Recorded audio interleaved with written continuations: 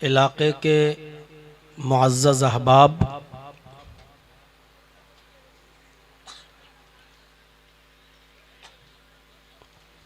और क़ुर्ब व जवार अतराफ़ व अकनाफ़ से तशरीफ़ लाए हुए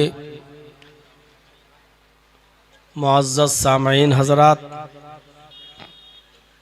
पर्दा नशीन इस्लामी ख़वातीन, माँ और बहनों, कौमों मिल्लत के लायक़वर नौजवानों, अज़ीज़ बच्चों,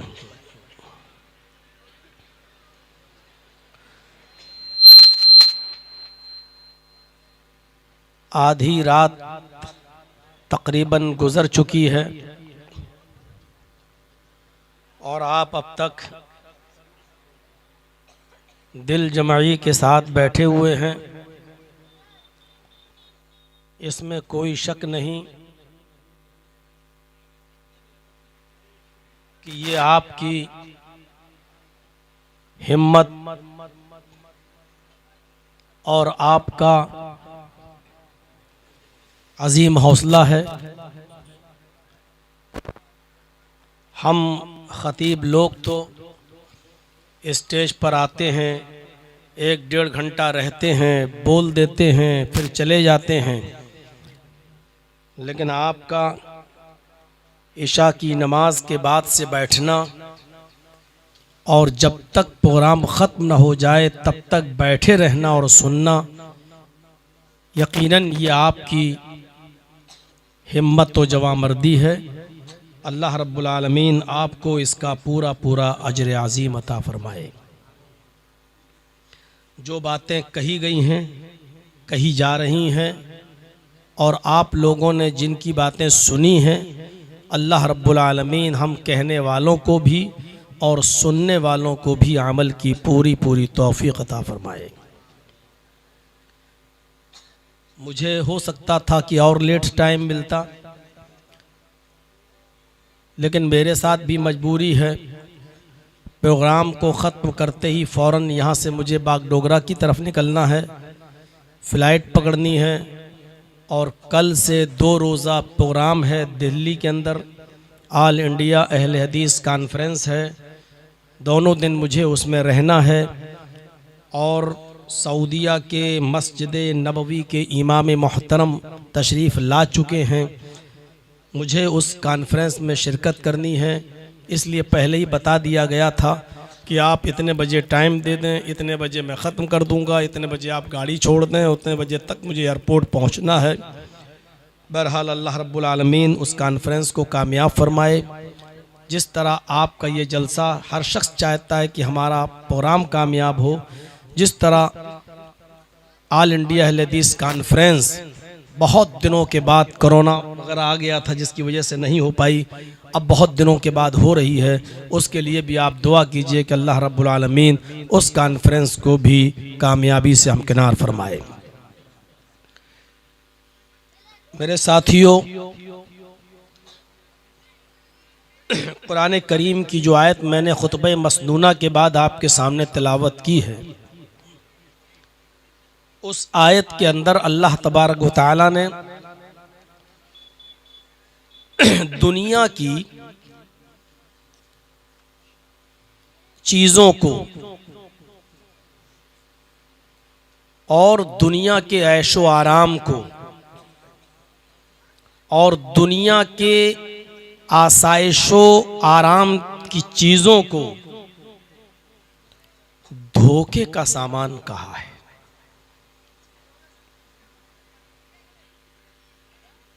मैं उसको मिसालों से समझा सकता हूं।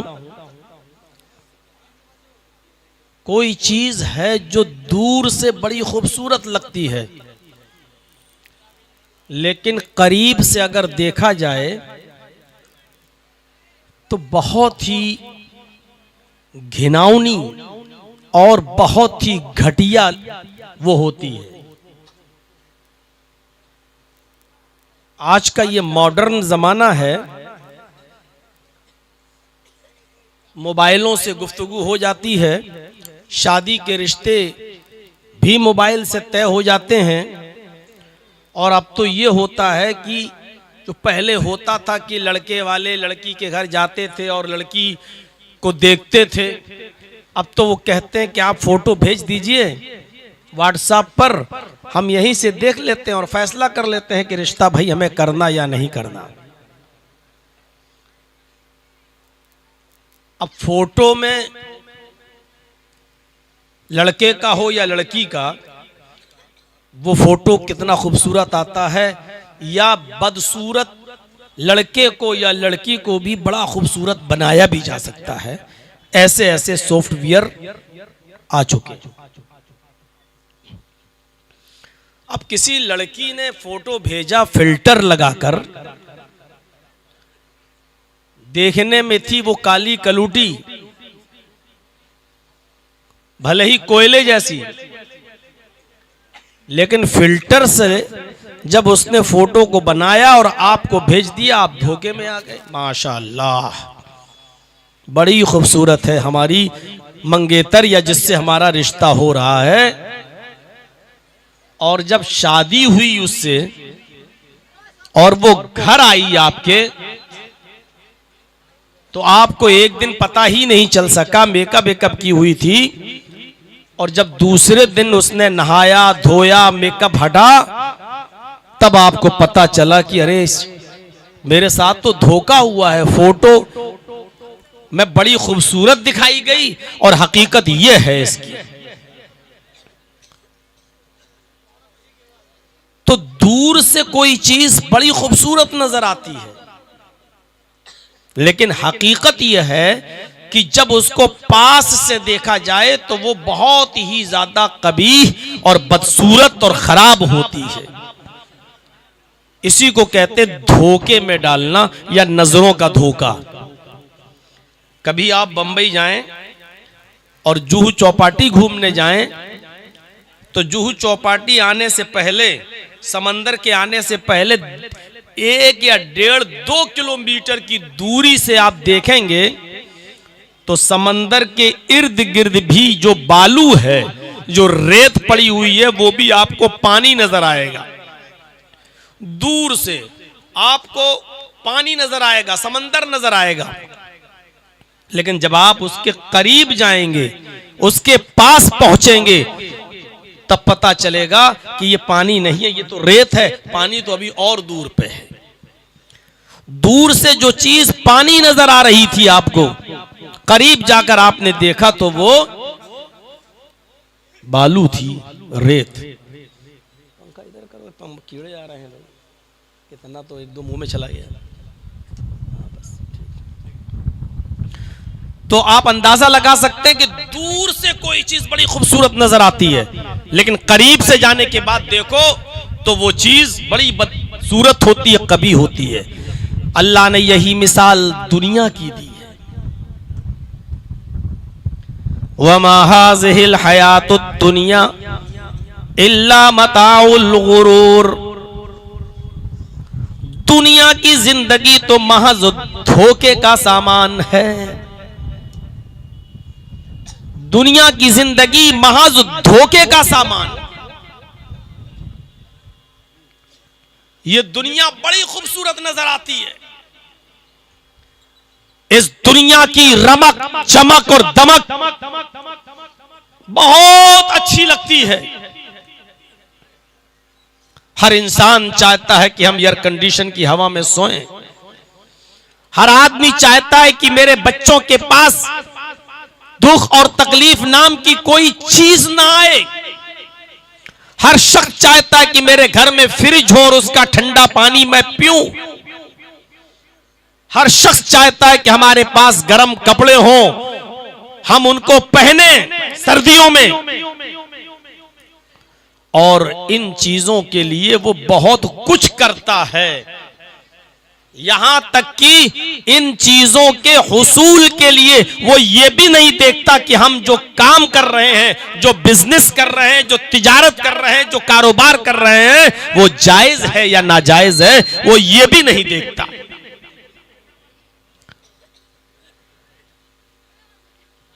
अगर अपने पड़ोस में रहने वाले किसी इंसान के बच्चे को देखता है कि उसने MBBS कर लिया है, MS कर लिया है, MD कर लिया है, सुबह उठता है वो बच्चा फॉर्च्यूनर से अपनी क्लिनिक जाता है, अपने हॉस्पिटल जाता है और शाम को वापस आता है, उसके पास आईफोन है, उसके पास जरूरियात जिंदगी की तमाम चीजें हैं। इस चीजों को देखकर वो कहता काश ये तमाम की तमाम चीजें मेरी औलाद के पास भी होती, मेरे पास भी होती। दूर से उसको दूसरे की जिंदगी बहुत अच्छी नजर आ रही है, लेकिन करीब आने के बाद पता चलता है कि जिस आदमी के पास दौलत की कमी नहीं है, पैसे की कमी नहीं है, ऐशो आराम की कमी नहीं है, लेकिन जब करीब से जाकर देखा तो पता चला कि वो अरहर की दाल खा रहा है, मूंग की दाल खा रहा है, मटन और चिकन से वो परहेज कर रहा है। पूछा उससे कि तुम मटन क्यों खा रहे हो, तुम तो इतने पैसे वाले मंद हो, मैं देखता हूं कि तुम घड़े का, मटके का, सुराही का पानी पी रहे हो, तुम्हारे घर में तो फ्रिज है, फिर तुम फ्रिज का पानी क्यों नहीं पीते हो? उसने कहा फ्रिज के ठंडे पानी को पीने से डॉक्टर ने मना कर दिया है, चिकन और मटन खाने से, तली हुई और तेल की चीजें खाने से ने हमें मना कर रखा है, हमें ये प्रॉब्लम है, कोलेस्ट्रॉल बढ़ा हुआ है, हमें शुगर है, हमें ये दुनिया भर की उसने तमाम बीमारियां गिना दी। दूर से इस आदमी की दौलत, इस आदमी की जिंदगी बड़ी चमकीली नजर आ रही थी, बड़ी रमक दमक और चमक उसमें नजर आ रही थी। इस आदमी के ऐशो आराम की सारी चीजें घर में मौजूद थी, लेकिन वो एसी में नहीं लेटा हुआ था, वो सिर्फ पंखा चलाकर लेटा है। पूछा एसी में क्यों नहीं लेटते हो? कहने लगा कि मुझे दमे की बीमारी है, मुझे सांस की बीमारी है, मुझे दमे का मर्ज है, मुझे सांस का मर्ज है। डॉक्टर ने ठंडे से मना कर दिया है।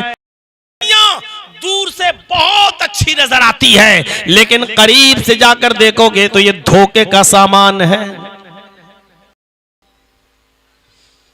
अभी और आयतें पढ़ूंगा, आयतें पढ़ने के बाद फिर हदीसों से साबित करूंगा और लास्ट में एक दो जबरदस्त मिसाल दूंगा कि मौलाना साहब जब दुनिया को आप इतना बुरा कह रहे हो तो अल्लाह ने दुनिया में पैदा ही क्यों किया? ये सवालात उठते हैं हमारे जहन में। दुनिया हमारी जिंदगी के गुजारने के लिए जरूरी तो है, लेकिन उसको जरूरत के तहत इस्तेमाल तो कर सकते हो आप, लेकिन उससे दिल नहीं लगा सकते हो। इतना ही इस्तेमाल करो इस दुनिया को जितनी जरूरत हो। अगर इस दुनिया को आपने अपने सर के ऊपर उठा लिया तो हलाक हो जाओगे, बर्बाद हो जाओगे, डूब जाओगे, मर जाओगे। मिसालें देता हूं, अभी थोड़ा सा सब्र कीजिए। तो समझ लिया, दुनिया दूर से बहुत खूबसूरत नजर आती है, लेकिन करीब से देखो तो बहुत घटिया नजर आती है।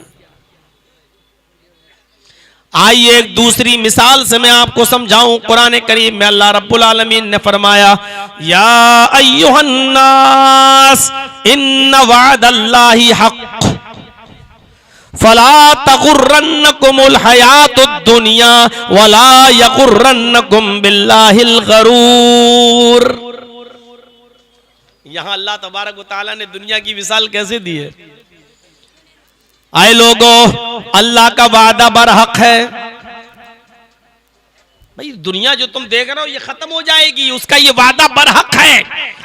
या अय्युहन्नास इन्ना वअदल्लाहि हक़्क़ुन। आए लोगों, आए सारी दुनिया के इंसानों, अल्लाह का वादा बरहक है, अल्लाह का वादा सच्चा है। फला तगुर्रन्नकुमुल हयातुद दुनिया, तुम्हें दुनिया की जिंदगी धोखे में न डाल दे। ऐसा ना हो कि दुनिया की जिंदगी कैशो आराम में पड़ जाओ, सोच लो ये तो हमेशा रहने वाली चीज है। नहीं, ऐसा ना हो कि ये धोखे में डाल दे और तुमसे गुनाह करवाए और आखिरत की फिक्र तुम छोड़ दो, ये सोचकर कि ये दुनिया की सारी ऐशो आराम की चीजें कभी खत्म नहीं होंगी और हम इस चीजों से हमेशा मुस्तफीज होते रहेंगे, फायदा उठाते रहेंगे। कहीं ये चीज तुम्हें धोखे में न डाल दे।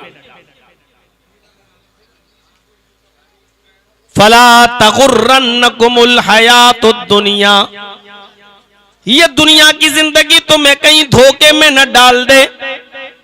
वला यगुर्रन्नकुम बिल्लाहिल गरूर, और कोई धोखेबाज अल्लाह के सिलसिले में तुम्हें धोखे में न डाल दे।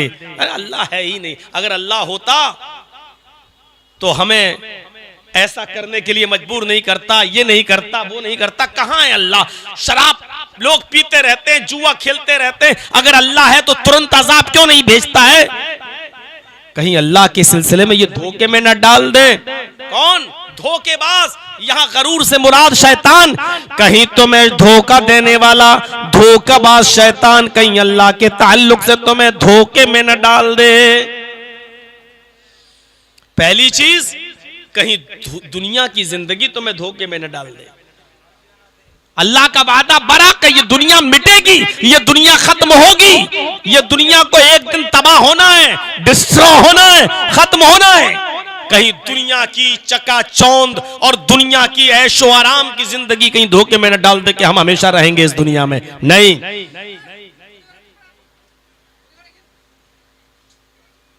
आप लोग यहां क्यों खड़े हो भाई? यहां खड़े होगे तो पीछे वाले तो शोर करेंगे ना।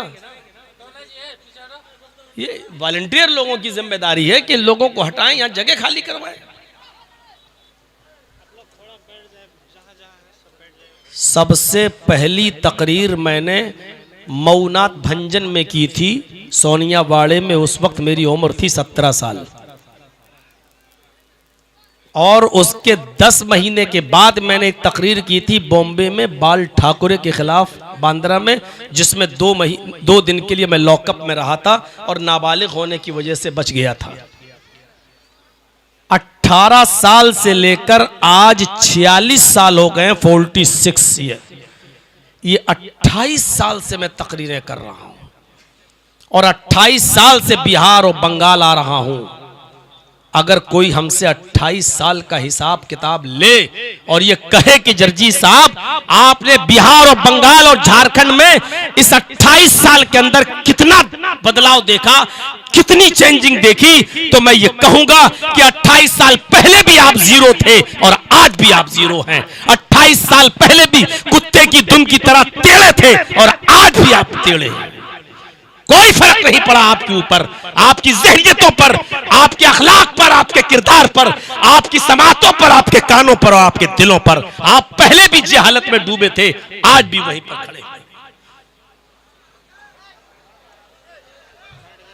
मजाल है, कल देख लीजिएगा दिल्ली की all India conference, all India, आपकी तादाद क्या है?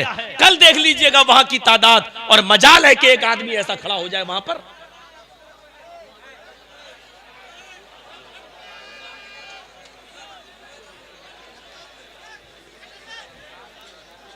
सूरत देखिए आप,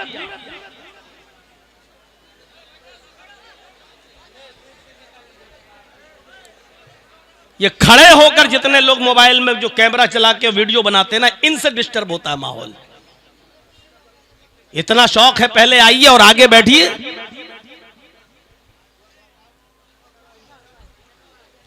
तो सुनिए मेरे भाइयों, थोड़ा सा आप लोग तो कम से कम सुनने आए हैं, आप तो सुनिए। इनको तो मैंने कह दिया जो कहना था। घर जाने के बाद ये सोचेंगे कि किसको कुत्ते की दुम कहा था, घर जाके सोचेंगे ये। तो सोचिए, सुनिए मेरे भाइयों। पहली चीज बताई कि दुनिया की जिंदगी धोखे में न डाल दे, और दूसरी चीज बताई कि शैतान अल्लाह के सिलसिले में धोखे में न डाल दे। पता नहीं अल्लाह है कि नहीं है। तो पहली चीज दुनिया को फना होना है, और दूसरी चीज यह है कि अल्लाह की जात बरहक है, और अल्लाह का वादा भी बरहक है कि ये दुनिया मिटेगी, ये दुनिया तबाह होगी, ये दुनिया खत्म होगी। तो जो चीज खत्म होने वाली हो उससे दिल नहीं लगाया जाता। जो चीज खत्म होने वाली हो उसको सिर्फ जरूरत के तहत इस्तेमाल किया जाता है, उसके लिए सब कुछ दांव पे नहीं लगाया जाता है। 2 आयतें पढ़ दी, अब सुनिए। कुरान कहता है दुनिया को जरूरत के तहत इस्तेमाल करो। दुनिया में अच्छाइयां भी हैं और दुनिया में बुराइयां भी हैं। अच्छाइयां क्या है कि उसको जरूरत के तहत इस्तेमाल करो। मना नहीं किया आपके घर फ्रिज नहीं होना चाहिए, हो। मना नहीं है कि आपके घर एयर कंडीशन ना होना चाहिए, ठीक है। लेकिन इन चीजों को आप इस्तेमाल कैसे करो? बगैर दुनिया के हम और आप अधूरे हैं, इसलिए दुनिया की जरूरत तो पड़ेगी और बगैर दुनिया के हम और आप जिंदा रह भी नहीं सकते हैं। इसीलिए अल्लाह रब्बुल आलमीन ने फरमाया, जब तुम दुनिया में रहते हो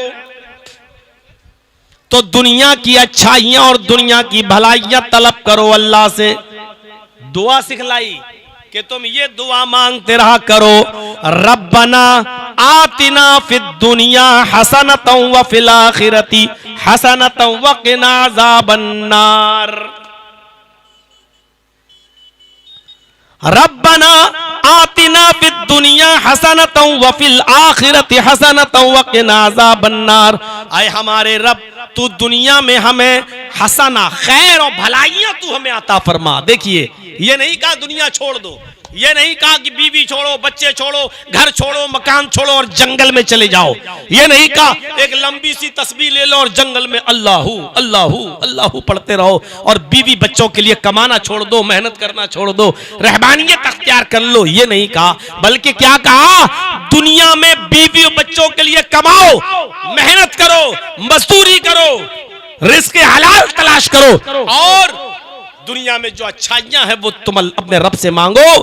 रब्बना आतिना फिद दुनिया हसनतन व फिल आखिरती हसनतन व क़िना अज़ाबन्नार।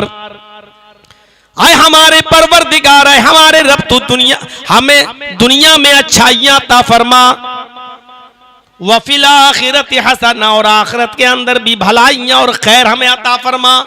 आखिरत में भी तो दो चीजें हैं, एक जन्नत और एक जहन्नम।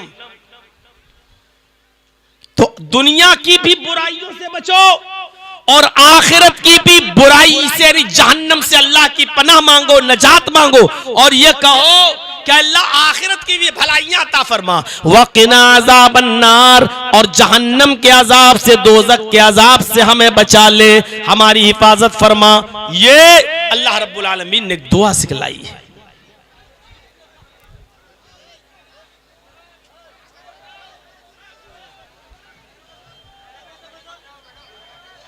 हुआ कुछ लफड़ा। बैठिए भाई, आप लोग बैठ जाइए भाई, आप हजरत बैठिए। वो मामला संभल जाएगा, कुछ होगा मामला। वो आप लोग का काम नहीं है, कमेटी देखेंगे, आप लोग बैठ जाइए।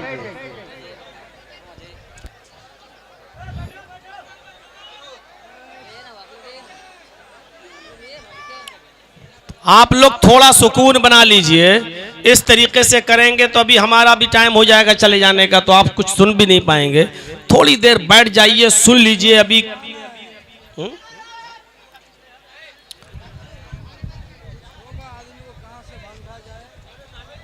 कुछ लोग बदमाशी करने भी आते हैं, आप ये मत सोचिए कि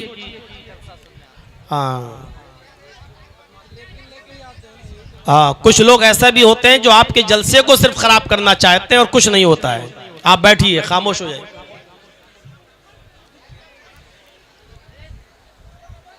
तो मेरे भाइयों, एक दुआ अल्लाह तबारक व तआला ने ये सिखाई, इस दुआ को हमें और आपको सबको याद करना चाहिए। रब्बना आतिना फिद दुनिया हसनतन व फिल आखिरति हसनतन व क़िना अज़ाबन्नार। आए हमारे रब, दुनिया में जो खैर व भलाइयाँ वो हमें अता फरमा और आखिरत में जो खैर व भलाइयाँ वो तू हमें अता फरमा, और वक़िना अज़ाबन्नार, दोज़ख के अज़ाब से हमें बचा ले। एक आयत और पढ़ता हूं, उसके बाद में हदीस का नंबर। मेरे भाइयों, जरा इस आयत को भी सुन लीजिए। दुनिया को कमाना जरूरी है, लेकिन इतना भी नहीं कि आप दुनियादारी में ऐसे पड़ जाएं कि इबादत छोड़ दें। अल्लाह की इबादत छोड़ दें। और अल्लाह की इबादत भी जरूरी है, लेकिन अल्लाह की इबादत भी उतनी करें जितनी जरूरत है। अल्लाह की इबादत में इस तरह मगन न हो जाएं, इस तरह न लग जाएं कि आपको दुनिया की फिक्र न हो, बीवी बच्चों की फिक्र न हो। कुरान हमें समझा रहा है और कुरान हमें बीच का रास्ता बतला रहा है। कुरान क्या कहता है, पढ़िए सूरह जुमा। अल्लाह फरमाता है फ़इज़ा क़ुज़ियतिस सलातु फंतशिरू फिल अर्ज़ वब्तगू मिन फ़ज़लिल्लाह। क्या प्यारी बात कही अल्लाह तबारक व तआला ने। क्या है लोगों, जब जुमे की नमाज के लिए आजान दी जाए तो तुम जुमे की नमाज के लिए मस्जिद में चले जाओ, नमाज पढ़ो। और जब जुमे की नमाज से फारिग हो जाओ, जुमे का दिन कितना मुबारक दिन, लेकिन अल्लाह ताला कह रहा है पूरा का पूरा दिन तुम मस्जिद के अंदर सुभान अल्लाह अल्हम्दुलिल्लाह में मत लगाओ, सजदों पे सजदे न करते रहो, नमाजों पे नमाजें मत पढ़ते रहो, हर वक्त तुम उसी के अंदर मगन न रहो। फरमाया फ़इज़ा क़ुज़ियतिस सलातु, जब नमाज जुमा पूरी हो जाए, जब नमाज जुमा अदा कर ली जाए, तो अब मस्जिद में तुम्हें फजूल में बैठना, बेकार में बैठना, बेकार क्यों बैठे हो, अब तुम्हें बैठना नहीं चाहिए। जब नमाज अदा कर ली फंतशिरू फिल अर्ज़, तो तुम जमीन में फैल जाओ, तो तुम जमीन के अंदर फैल जाओ, जमीन के अंदर घूमो फिरो। वब्तगू मिन फ़ज़लिल्लाह, और अल्लाह का रिस्क तलाश करो, अल्लाह की रोजी तलाश करो। हमने जो रोजी उतारी है वो तलाश करो, यानी दुनिया कमाने का भी हुक्म दे रहा है अल्लाह तबारक व तआला। अब तो आपने दोनों चीजें समझ ली। दुनिया की जिंदगी से धोखे में मत आ जाना, इसका यह मतलब नहीं कि दुनिया छोड़ दो। अल्लाह ने कहा वब्तगू मिन फ़ज़लिल्लाह, अल्लाह का रिस्क तलाश करो, यानी मेहनत भी करना है, दुनिया को कमाना भी है, दुनिया को हासिल भी करना है। यानी हमें इतना दुनिया में नहीं पढ़ना, इतना नहीं पढ़ना कि दुनिया को अपने ऊपर सवार कर लें, और इतना दुनिया को छोड़ना भी नहीं है, इतना तर्क भी नहीं करना है कि हम 24 घंटे मुसल्ले पर रहें और बीवी बच्चों की बीमारी, उनके पढ़ने लिखने और उनके खाने पीने का भी हम भूल जाएं और उनका भी हम कोई ख्याल न रखें। यह भी हमें नहीं करना है। हमें बीच का रास्ता अख्तियार करना है, हमें बीच की शक्ल अख्तियार करनी है। मेरे भाइयों, ये हुआ मेरा आधे घंटे का खिताब अब तक जो कुरान की आयतों पर गुजरा है। आइए यहां से हम अपना टर्न लेते हैं और कुछ हदीसें आपके सामने पढ़ते हैं और हदीसों से साबित करते हैं कि दुनिया को हमें किस नजर से देखना है। उसके बाद हम एक दो वाकयात सुनाएंगे साहबा के, एक दो वाकयात हम आपको कुछ मिसालें देंगे जिससे आप समझ में आएगी कि दुनिया को हमें कैसे इस्तेमाल करना और कितना इस्तेमाल करना है। पहली हदीस बुखारी के अंदर, रावी हजरत अली रजी अल्लाह तआला अन्हु है। गौर से सुनिए इस हदीस को। अल्लाह के नबी हजरत अली रजी अल्लाह तआला अन्हु, जो नबी अकरम के चचाजाद भाई अबू तालिब के बेटे, फरमाते हैं अन अली रजी अल्लाह तआला अन्हु क़ाल इरतहलत दुनिया मुदबिरतन वरतहलतिल आखिरतु मुक़बिलतन वलिकुल्लि वाहिदतिन मिनहुमा बनून कूनू अबना अल आखिरह वला तकूनू अबना अद्दुनिया फ़इन्नल यौमा अमलुन ला हिसाबा वगदन हिसाबुन ला अमला। बुखारी शरीफ की इस हदीस के एक एक लफ्ज को जरा गौर से सुनो और गांठ बांध लो। अल्लाह के हजरत अली फरमाते हैं इरतहलत दुनिया मुदबिरतन, दुनिया पीठ दिखाकर भाग रही है। आपके दोस्त होते हैं ना, आप कहते हैं भाई अगर तुम हमसे इतनी दोस्ती करोगे तो मैं इतनी करूंगा, तुम मुझसे इतना भागोगे तो मैं तुमसे इतना भागूंगा। जो आपकी शक्ल देखना गवारा ना करता हो, ऐसी आपको देखा पीठ घुमा के उधर भागने लगा, तो आप उसके पीछे जाएंगे, आप कहेंगे भाग। जब तू हमें कुछ नहीं समझता तो हमें क्या पागल कुत्ते ने काटा जो तेरे पीछे पीछे फिरूं? गौर करो दुनिया की हैसियत। अल्लाह के हजरत अली कहते हैं इरतालत दुनिया मुदबिरतन, अरे दुनिया तो पीठ दिखाकर भाग रही है तुमसे। अच्छा नहीं भाग रही? कल आप कितने साल के थे? 20 साल के। 5 साल के बाद जर्जीत साहब आपकी बस्ती में अगर आए हैं तो आज कितने साल के हो गए हो आप? 25 साल के। ये 5 साल आप की उम्र जो बढ़ गई तो इसका मतलब क्या हुआ? ये 5 साल दुनिया आपने आपको पीछे छोड़ दिया, अब आप आखिरत के करीब हो गए। दुनिया तो आपसे भाग रही है और जो आपसे भाग रहा है आप उसके पीछे पीछे भाग रहे हैं। इरतहलत दुनिया मुदबिरतन, दुनिया पीठ दिखा रही है आपको, दुनिया पीठ दिखाकर भाग रही है आपसे।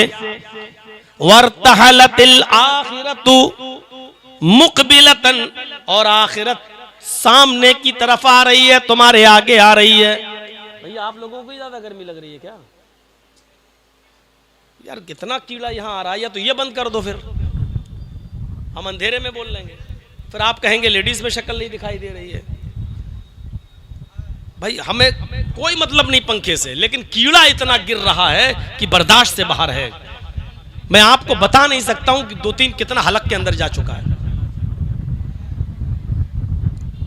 क्या करें, अब इसमें आवाज जा रही है, ये भी बड़ी प्रॉब्लम है।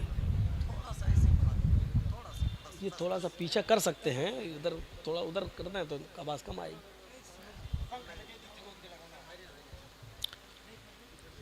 इरतहलत दुनिया मुदबिरतन, पीठ दिखाकर भाग रही। वर्तहलतिल आखिरतु मुकबिलतन, और आखिरत सामने से आ रही है।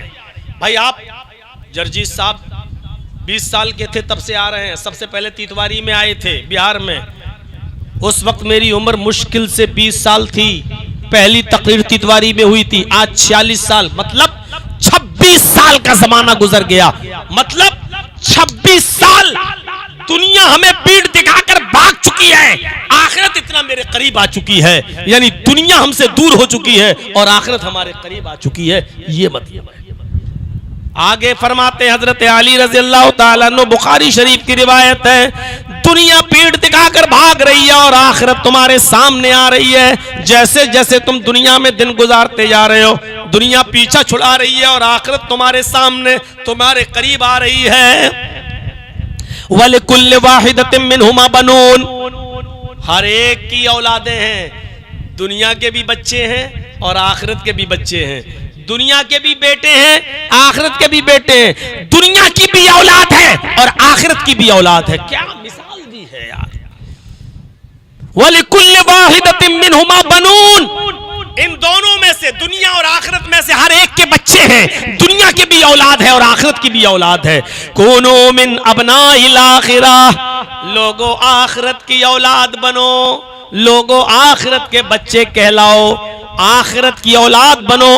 इसलिए कि आखिरत हमेशा रहेगी और आखिरत में तुम हमेशा जिंदा रहोगे, कभी मरोगे नहीं। तो आखिरत की औलाद बनो।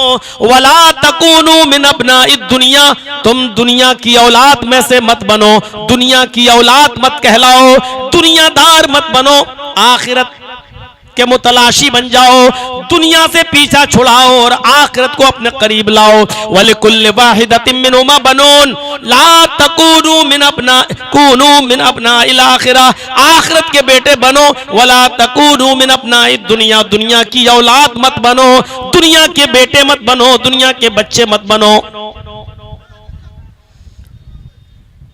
आखिरत के बेटे कैसे बनोगे? अमल करो। फ़इन्नल यौमा अमलुन ला हिसाब, आए मोहम्मद के चाहने वालों, आए मुसलमानों, क्या फरमाया हजरत अली ने? फ़इन्नल यौमा अमलुन ला हिसाब, आज अमल ही अमल है, कोई पूछताछ करने वाला नहीं है। जितनी नमाज पढ़ना चाहो पढ़ लो, जितने रोजे रखना चाहो रख लो, जितना सदका और खैरात करना चाहो कर लो, जितने अच्छे काम करना चाहो कर लो, जितनी नेकियां कमाना चाहो कमा लो।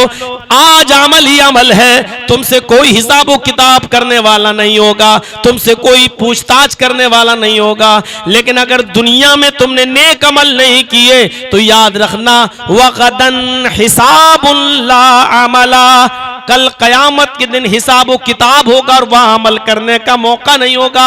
वहां आप नमाज पढ़ना चाहोगे तो नमाज पढ़ने की मोहलत नहीं मिलेगी, रोजा रखना चाहोगे तो रोजा रखने का मौका नहीं मिलेगा, हज करना चाहोगे तो नहीं, सदका और खैरात करना चाहोगे तो सदका और खैरात करने का मौका नहीं मिलेगा। और दुनिया में नेकियां कर लो इसलिए कि आज अमल है, कोई हिसाब किताब नहीं, लेकिन कल कयामत के दिन हिसाब किताब होगा और अमल करने का कोई मौका नहीं मिलेगा। ये बताई दुनिया की हैसियत। पहली चीज, दुनिया पीछे पीठ दिखा के भाग रही है। दूसरी चीज, आखिरत तुम्हारे सामने आ रही है। तीसरी चीज, दुनिया की भी औलादें हैं, आखिरत की भी औलादें हैं। तुम दुनिया की औलाद मत बनो, आखिरत की औलाद बनो। और जब तुम आखिरत की औलाद बनोगे तो नेक अमल करोगे, इसलिए कि दुनिया में अमल ही अमल करने का मौका है, कोई हिसाब किताब नहीं है। लेकिन कयामत के दिन अल्लाह रब्बुल आलमीन के सामने हाजिर होगे तो वहां हिसाब होगा और तुम्हें अमल करने का कोई मौका नहीं मिलेगा। उस दिन पछताने से कोई फायदा नहीं होगा। कितनी बेहतरीन मिसाल से समझा दिया है, दो चीजों से होशियार भी कर दिया है। दो चीजों से जो दुनिया में सबसे ज्यादा डिस्टर्ब करती है इंसान को। क्या फरमाया? इन्ना दुनिया हुल्वतुन खज़िरतुन, ये मुस्लिम शरीफ की हदीस है। इन्ना दुनिया हुल्वतुन खज़िरतुन व अन्नल्लाह मुस्तखलिफुकुम फीहा फयंजुरु कैफ तअमलून फीहा फत्तकुद दुनिया वत्तकुन निसा फ़इन्न अव्वल फितनतिन फितनतु बनी इसराइल कानत फिन निसाई। क्या बेहतरीन मिसाल से समझाया लोगों। ये दुनिया बहुत ही मीठी है, खज़िरतुन हरी भरी है, यानी आपको देखने में लगेगी मीठी नहीं है। कितनी मीठी, दुनिया ही के लिए तो सब कर रहे हो, कितनी अच्छी नजर आती है आपको दुनिया। इन्न दुनिया हुल्वतुन, ये दुनिया मीठी है, खज़िरतुन बड़ी हरी भरी नजर आती है। व अन्नल्लाह मुस्तखलिफुकुम फीहा, और अल्लाह ने तुम्हें इसी दुनिया का खलीफा बनाकर भेजा है। इसी दुनिया के तुम जानशीन बनकर आए हो, खलीफा बनकर आए हो। अल्लाह ने इस दुनिया में तुम्हें जानशीन बनाकर क्यों भेजा? फयंजुरु कैफ तअमलून फीहा, ताकि वो देखे कि इस दुनिया के अंदर तुम अमल कैसा करते हो, किस तरीके का तुम अमल करते हो, अच्छा अमल करते हो या बुरा अमल करते हो। फयंजुरु कैफ तअमलून फीहा, कैसा अमल करते हो तुम इस दुनिया में, अच्छे या बुरे। इसलिए अल्लाह ने तुम्हें इस दुनिया के अंदर खलीफा बनाया, इसलिए अल्लाह ने तुम्हें इस दुनिया के अंदर जानशीन बनाया। आए लोगों, फत्तकुद दुनिया, दुनिया से बचना। अल्लाह के नबी ने खुद कहा कि दुनिया हरी भरी है, मीठी है, लेकिन फिर ये भी कह रहे फत्तकुद दुनिया, इसकी मिठास और इसकी हरियाली से धोखा मत खा जाना। फत्तकुद दुनिया, दुनिया से बचना, दुनिया से एरास करना, दुनिया से मुंह मोड़ना। वत्तकुन निसा, औरतों से भी बचे रहना। दुनिया को, दुनिया में आखिरत के कामों से रोकने वाली और आखिरत से दूर करने वाली सबसे ज्यादा खतरनाक अगर कोई चीज है तो वो औरत है। हमारी माँ बहनें गाली न दें, अल्लाह के रसूल ने औरत को दुनिया का सबसे बेहतरीन मता और सामान भी कहा है जिससे फायदा हासिल किया जाता है। खैरु मताइ दुनिया अल मरातु स्वालिहा, सबसे बेहतरीन फायदा हासिल करने की चीज और फायदे की चीज नेक बीवी, नेक औरत भी है। औरतों को ये नहीं सोचना चाहिए कि जर्जी साहब औरतों को क्या कह रहे हैं। फत्तकुद दुनिया वत्तकुन निसा, किन औरतों से बचना? फितना परवर औरतों से। फितना परवर औरतें जानते हैं, जलसों में भी आई हैं तो लिपस्टिक लगा लगा के, जलसों में भी आई हैं तो क्रीम और पाउडर लगा लगा के, और जलसों में भी आई हैं तो सुनने नहीं आई हैं, जलेबियां और गुब्बारे बैलून खरीदने आई हैं, मेले में आई हैं, शॉपिंग करने आई हैं और मर्दों के बीच में घुस घुस कर शॉपिंग कर रही। ऐसी औरतों के सिलसिले में कहा है कि फत्तकुद दुनिया, दुनिया से भी बचना और इन औरतों से भी बचना। क्यों? फ़इन्न अव्वला फितनता बनी इसराइल, फ़इन्न अव्वला फितनतिन, पहला फितना जो बनी इसराइल के अंदर पैदा हुआ था, कानत फिन निसा, वो औरतों के सिलसिले में था। बनी इसराइल तो बड़ी नेक इबादत गुजार कौम, लेकिन उस कौम को बर्बाद अगर किसी ने किया तो वो एक औरत जात थी। बलाम बाऊर का फितना उठा था, मैं उस तरफ जाना नहीं चाहता हूं, जरा लंबा किस्सा हो जाएगा मेरे भाइयों। एक औरत के साथ जिना कर लिया था एक आबिद ने, एक नेक और बुजुर्ग किस्म के शख्स ने, और उसके बाद बनी इसराइल के ऊपर तबाही शुरू हो गई और बर्बादी शुरू हो गई। मुसलमानों, हमारी बस्ती में तो एक नहीं, ढूंढो तो हजारों जिनाकार मिल जाएंगे, हजारों ऐसे मिल जाएंगे कि जिनके चक्कर दूसरों के साथ चल रहे हैं। क्या इस मजमे में बैठे हैं लोग, क्या इनको नहीं मालूम है? कितने ऐसे नौजवान लड़के हैं जिनके चक्कर चल रहे हैं, इनके दोस्तों को मालूम, और दोस्तों के चक्कर चल रहे हैं तो आपको मालूम। मेरे भाइयों, किसी की बात किसी से छिपी हुई नहीं है, हमें ये सारी चीजें मालूम है, आपको मालूम है। अब आप अंदाजा लगाइए कि अल्लाह के नबी सल्लल्लाहु अलैहि वसल्लम क्या कह रहे हैं कि दुनिया में तो अल्लाह ने इसलिए पैदा किया, तुम्हें खलीफा बनाया ताकि देखे कि तुम कैसा अमल करते हो, और उसके बाद में फरमाया फत्तकुद दुनिया वत्तकुन निसा, दुनिया से बचना और औरतों से बचना। दुनिया की रंगीनी के धोखे में मत आ जाना, दुनिया की चमक देखकर कहीं हलाक मत हो जाना, और कहीं औरतों के फितने में पड़कर बर्बाद मत हो जाना। ये शैतान यही औरत का जाल फेंकता है। अलमरअतु हिबालतुश शैतान, शैतान का जाल है ये। जाल जानते हो ना, मछली पकड़ते हो ना, जाल डाल देते हो, मछलियां आ जाती हैं। शैतान जब किसी मर्द का शिकार करता है तो औरत का जाल फेंकता है, और इस औरत के जाल में मर्दों का शिकार, मोमिनों का शिकार करता है, बड़े बड़े ईमान वालों का शिकार इसी औरत के जाल को फेंक कर करता है। अल्लाह हम सबको औरतों के फितने से महफूज फरमाए। गौर कीजिएगा, दो हदीसें आपके सामने पढ़ी जा चुकी हैं, तीसरी हदीस आई है, ये भी मुस्लिम शरीफ की है। तीसरी हदीस पर गौर कीजिएगा। दुनिया मोमिन के लिए कैसी है और काफिर के लिए कैसी है। अगर आप मोमिन हैं तो ऐशो आराम का रास्ता छोड़ दो।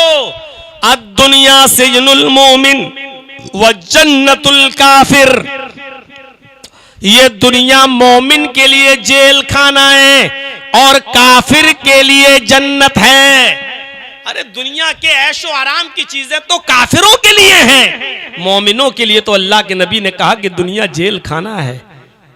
जेल से मिसाल क्यों दी है? क्योंकि जेल खाने में कोई भी काम आप अपनी मर्जी से नहीं कर सकते हो।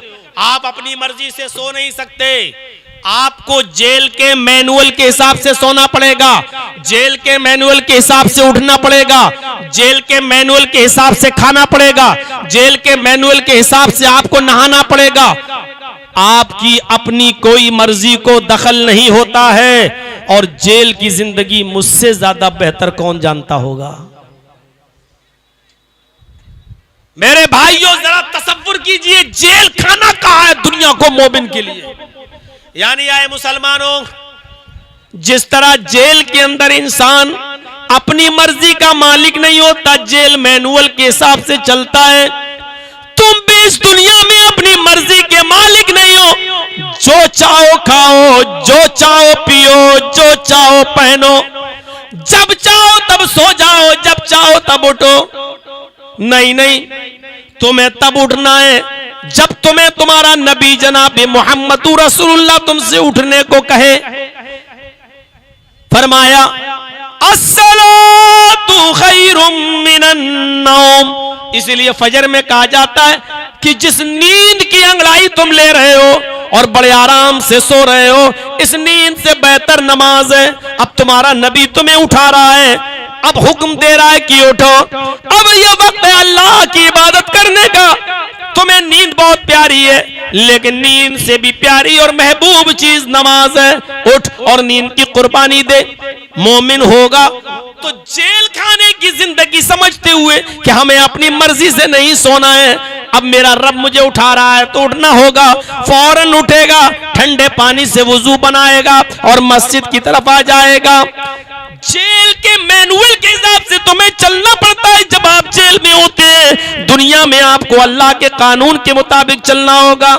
अब तुम जो चाहो खाओ नहीं, जब चाहो तब खाओ नहीं, अब आपको वही चीजें खाना होंगी जो अल्लाह ने तुम्हारे लिए हलाल की है।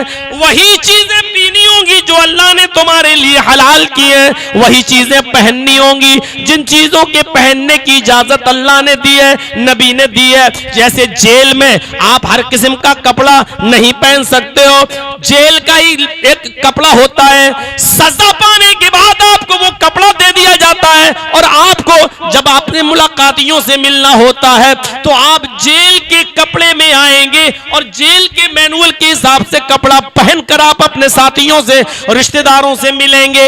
उसी तरीके से तुम दुनिया में अपनी मर्जी से जो चाहो पहनो नहीं पहन सकते हो, क्योंकि ये दुनिया तुम्हारे लिए जेल खाना है। वही पहनोगे जो अल्लाह ने बताया है, वही पहनोगे जो शरीयत ने बताया है, वही पहनोगे जो मैनुअल अल्लाह और रसूल ने तुम्हारे लिए तैयार किया है।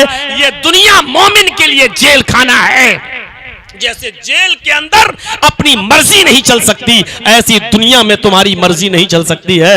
आपकी अपनी पूरी जिंदगी अल्लाह और उसके रसूल की मर्जी के मुताबिक चलेगी। यह है जेल की जिंदगी,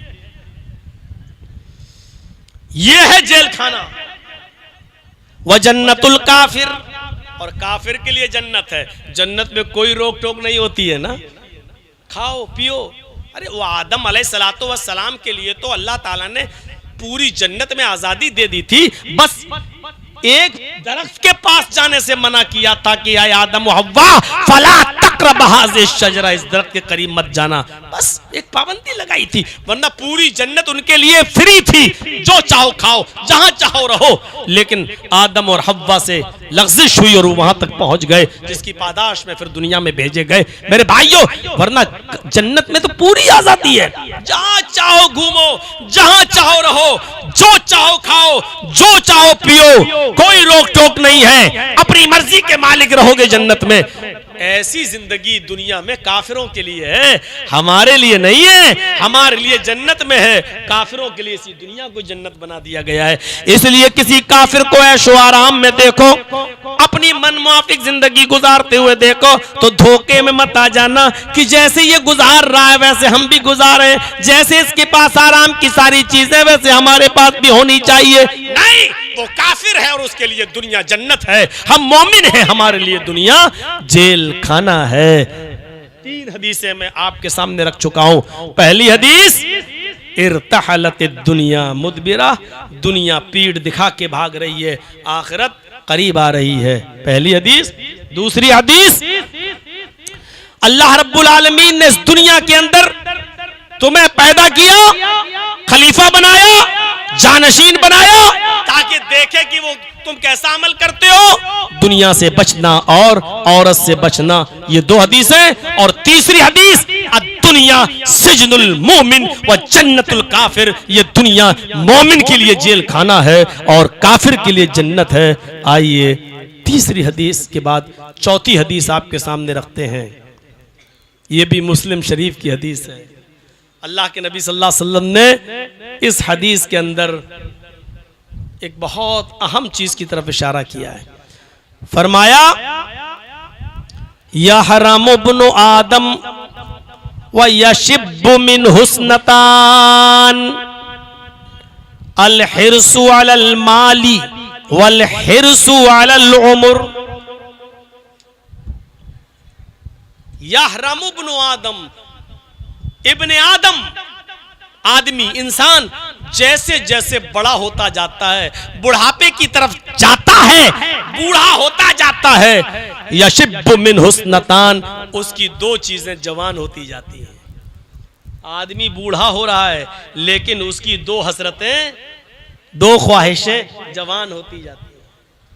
और आप बुढ़ों से पूछिएगा, पहली चीज अल हिर्सु अलल माल, माल का लालच बढ़ता जाता है। माल का लालच, मेरा आखिरी बेटा रह गया, ऐसी जगह शादी करूं जहां अच्छा माल मिले। बुढ़ापे को पहुंच गया, कब्र में पैर लटका है, लेकिन दौलत और जहेज का लालच नहीं गया।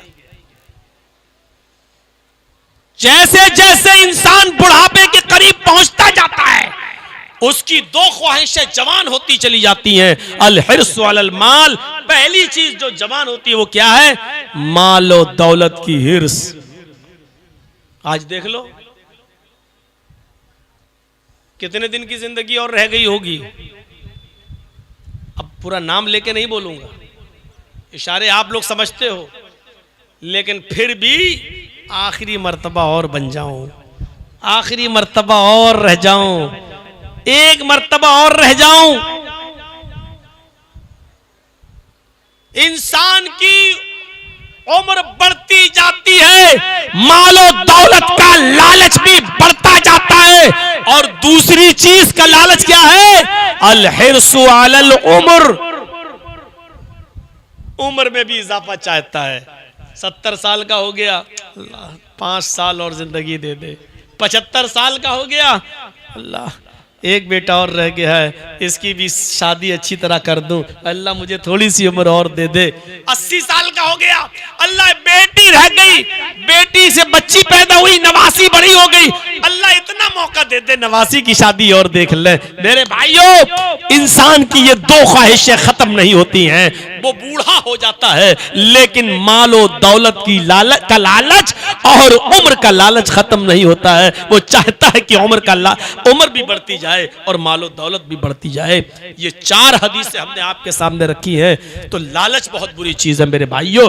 मोमिन कहां सोचता है कि हमारी उम्र और बढ़ जाए? वो तो सोचता है कि मेरे रब से मुलाकात का वक्त कब करीब आता है। मोमिन की पहचान तो यह है कि वो खुश होता है कि रब से मुलाकात का वक्त करीब है। हजरत फातिमा को जब अल्लाह के नबी ने कहा था, फातिमा तुम सबसे पहले मुझसे मिलोगी, यानी मेरे इंतकाल के बाद मेरे खानदान में सबसे पहले तुम मेरे पास आओगी, तो हजरत फातिमा हंस दी थी, मुस्कुराने लगी थी। बताइए, मौत को करीब देखकर कौन मुस्कुराता है? अल्लाह के नबी ने कहा तुम सबसे पहले मेरे पास आओगी, तो हजरत फातिमा हंसने लगी। यानी मौत को करीब देखना और देखकर मुस्कुराना ये मोमिन की निशानी है। काफिर मौत से डरता है। अच्छा क्या होगा? ए भैया, ए तुम लोग भागो यहां से, चलो। अभी भी जिसको उड़ना हो सामने से उड़ के चले जाए, बैठ जाते हैं सामने। मौत को करीब देखता है तो लालच, मौत को करीब देखता है तो उसको खुशी होती है, ये मोमिन की अलामत है। काफिर को कहां खुशी होती है? काफिर को खुशी नहीं होती। या मुनाफिक और गुनाहगार आदमी जल्दी नहीं मरना चाहता। तो 4 हदीसें आपके सामने रख दी।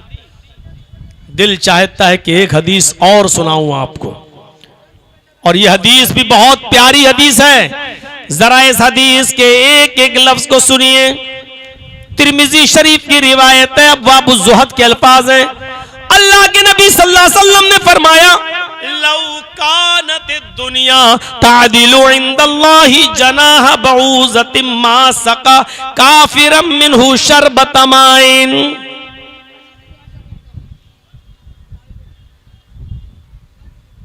लौ कानत दुनिया तादिलु इंदल्लाहि जनाह बऊज़तिन, अगर ये दुनिया अल्लाह की नजर में, अल्लाह की दृष्टि में, अल्लाह के नजदीक मच्छर के एक पर के बराबर भी होती, इस दुनिया की इज्जत, इस दुनिया का एहतराम, इस दुनिया का मकाम और इस दुनिया का मर्तबा अल्लाह रब्बुल आलमीन की नजर में मच्छर के एक पर के बराबर भी होता, मच्छर के एक पर के बराबर भी अगर अल्लाह इस दुनिया से इज्जत करता, इस दुनिया को कुछ समझता और अहमियत देता मच्छर के पर के बराबर भी, तो किसी काफिर को इस दुनिया में एक घूंट पानी भी नहीं पीने देता, किसी काफिर को इस दुनिया से एक घूंट पानी भी नहीं पिलाता। अच्छा, कितने काफिर पानी पी रहे हैं? अरे पानी तो छोड़ो, हमसे भी अच्छा खा रहे हैं, हमसे भी अच्छा पी रहे हैं, और अल्लाह को कोई परवाह नहीं। क्यों? क्योंकि अल्लाह की नजर में इस दुनिया की हैसियत मच्छर के पर के बराबर भी नहीं है। कैसा लग रहा है यार, सोचो, मच्छर के पर के बराबर। एक मच्छर ये उड़ रहे हैं ना, इनका पर दिखाई नहीं दे रहा है, ये मच्छर का पर भी अल्लाह इतनी भी इस दुनिया को अहमियत नहीं देता है। अगर मच्छर के पर के बराबर भी इस दुनिया की कोई इज्जत होती अल्लाह की नजर में, तो अल्लाह किसी काफिर को पानी भी नहीं पीता। हट, इस दुनिया के अंदर मेरे बनाई और तू पानी, मेरा किया हुआ पानी तू पिएगा, मेरा पैदा किया हुआ पानी तू पिएगा। अरे खाना तो बहुत दूर की बात, नेमतें तो बहुत दूर की बात, किसी को एक घूंट पानी भी नहीं पीने देता। लेकिन अल्लाह सारी नेमतों को इजाजत देता कि जाओ, खाओ, पियो, जो करना चाहो करो। जाओगे कहां? आओगे तो मेरे ही पास। जाओगे कहां? लौट के तो मेरे ही पास आना है तुम्हें। भाग कर जाओगे कहां? मेरे प्यारे भाइयों, यहीं से हमें और आपको अंदाजा लगा लेना चाहिए कि इस दुनिया की हैसियत अल्लाह रब्बुल आलमीन की नजर में मच्छर के पर के बराबर भी नहीं है, वरना किसी काफिर को एक घूंट पानी भी नहीं पीने देता। ये तो हो गई अल्लाह की नजर में, दुनिया की हैसियत मच्छर के पर के बराबर भी नहीं। अब नबी अकरम की नजर में, मुहम्मदुर रसूलुल्लाह की नजर में दुनिया की हैसियत क्या थी, जरा उसको भी देख लो, जरा उसको भी देख लो। तिरमिजी अब्वाबुज़ ज़ुहद के अल्फाज, नाम रसूलुल्लाह सल्लल्लाहु अलैहि वसल्लम अला हसीरिन वक़द अस्सरा फी जंबिही। हजरत अब्दुल्लाह इब्न मसूद फरमाते हैं कि अल्लाह के नबी सल्लल्लाहु अलैहि वसल्लम चटाई पर सो रहे थे, चटाई पर सो रहे थे। नाम रसूलुल्लाह सल्लल्लाहु अलैहि वसल्लम अला हसीरिन, अल्लाह के नबी सल्लल्लाहु अलैहि वसल्लम चटाई पर सो रहे थे। जब उठे, जब बेदार हुए, जब आंख खुली, वक़द अस्सरा फी जंबिही, तो ये जो होता है ना, ऐसे सो रहे थे ऐसे, तो जब उठे तो यहां चटाई के निशान पड़ गए। कभी आप कपड़ा उतार के चटाई पर सोएंगे तो थोड़ी देर के बाद आपकी भी पीठ पर निशान पड़ जाएंगे। आप लोगों ने शुरू से लेके आखिर तक उठते उठते बैठते बीच से सब कुछ करके मूड ही नहीं बनने दिया मेरा। ये देखो, अब जब कह रहा था जाओ तब नहीं जा रहे हो, अब देखो ये आ गया, क्या करें, एक से एक सामने उठना बैठना, क्या बताएं। जब सोए तो निशान पड़ गया, निशान, वक़द अस्सरा फी जंबी, ये निशान पड़ गया। अब्दुल्लाह इब्न मसूद रज़ी अल्लाह ताला अन्हु की आंखों में आंसू आ गए। हमारे रसूल, अल्लाह का नबी, इतना बड़ा पैगंबर, पूरी दुनिया में सारी मखलूकात में सबसे अफजल, और हाल ये है कि नरम गरम बिस्तर भी नहीं है जिस पर सो सके, गद्दा भी नहीं है कि जिस पर सो सके, चटाई के ऊपर सोते हैं और चटाई पर सोते सोते आप उठते हैं तो आपकी पीठ पर निशान पड़ जाते हैं, आपकी पीठ के ऊपर निशान नुमाया होते हैं। हजरत अब्दुल्लाह इब्न मसूद फरमाते हैं, लवित्तखज़ना लका विताअन या रसूल अल्लाह। आए नौजवानों, जरा इस हदीस को थोड़ा सा कान लगा के सुनना। हजरत अब्दुल्लाह इब्न मसूद कहते हैं, अल्लाह के नबी, ये काफिर यहूदी और ईसाई तो नरम गरम बिस्तरों पर सोए और हमारा नबी चटाई पर सोए। अल्लाह के नबी, हमसे ये मंजर देखा नहीं जा रहा है, क्या हम आपके लिए नरम गरम बिस्तर का इंतजाम न कर दें? लवित्तखज़ना लका वितान, क्या हम आपके लिए नरम गरम बिस्तर न बिछा दें? क्या हम आपके लिए नरम गरम बिस्तर न बना दें? हमें इजाजत दीजिए, हम आपके लिए गद्दा बनाते हैं, हम आपके लिए अच्छा सा बिस्तर तैयार करते हैं जिस पर आप लेट सकें और आपकी पीठ पर निशान न पड़े। जब ये कहा कि नरम गरम बिस्तर बना देते हैं आपके लिए, तो अल्लाह के रसूल का जवाब सुनिए क्या था। अल्लाह के नबी ने जवाब दिया, माली वल दुनिया, अरे मुझे दुनिया से क्या मतलब।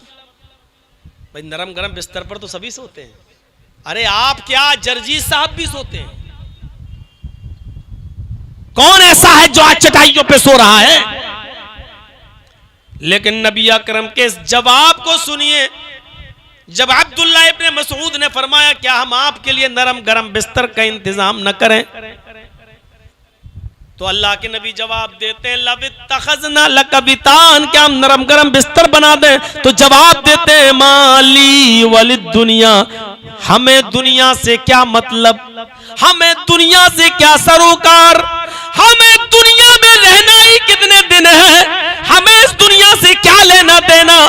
मा अना फिद दुनिया इल्ला कराकिबिन इस्तज़ल्ला तहता शजरा सुम्मा राहा व तरकहा। अरे हम तो इस दुनिया में उस मुसाफिर की तरह हैं, हम तो दुनिया में उस मुसाफिर की तरह हैं जो घोड़े पर सफर कर रहा है, थक गया है, अपने घोड़े को और अपने आप को थोड़ा सा सस्ताने के लिए किसी साएदार दरख्त के नीचे अपना घोड़ा बांध देता है और वहीं पर कपड़ा बिछा कर लेट जाता है। थोड़ी देर उसने आराम किया, मुसाफिर है, उसको जिंदगी भर उस पेड़ के नीचे नहीं सोना है। मैं उस मुसाफिर की तरह हूं जो थक गया है और दरख्त के साए के नीचे लेट गया। थोड़ी देर के बाद उठा, सुम्मा राहा, फिर आराम किया और थोड़ी देर के बाद उठा, वह तरकहा, और अपना घोड़ा खोला और चल दिया, उस दरख्त को छोड़ दिया।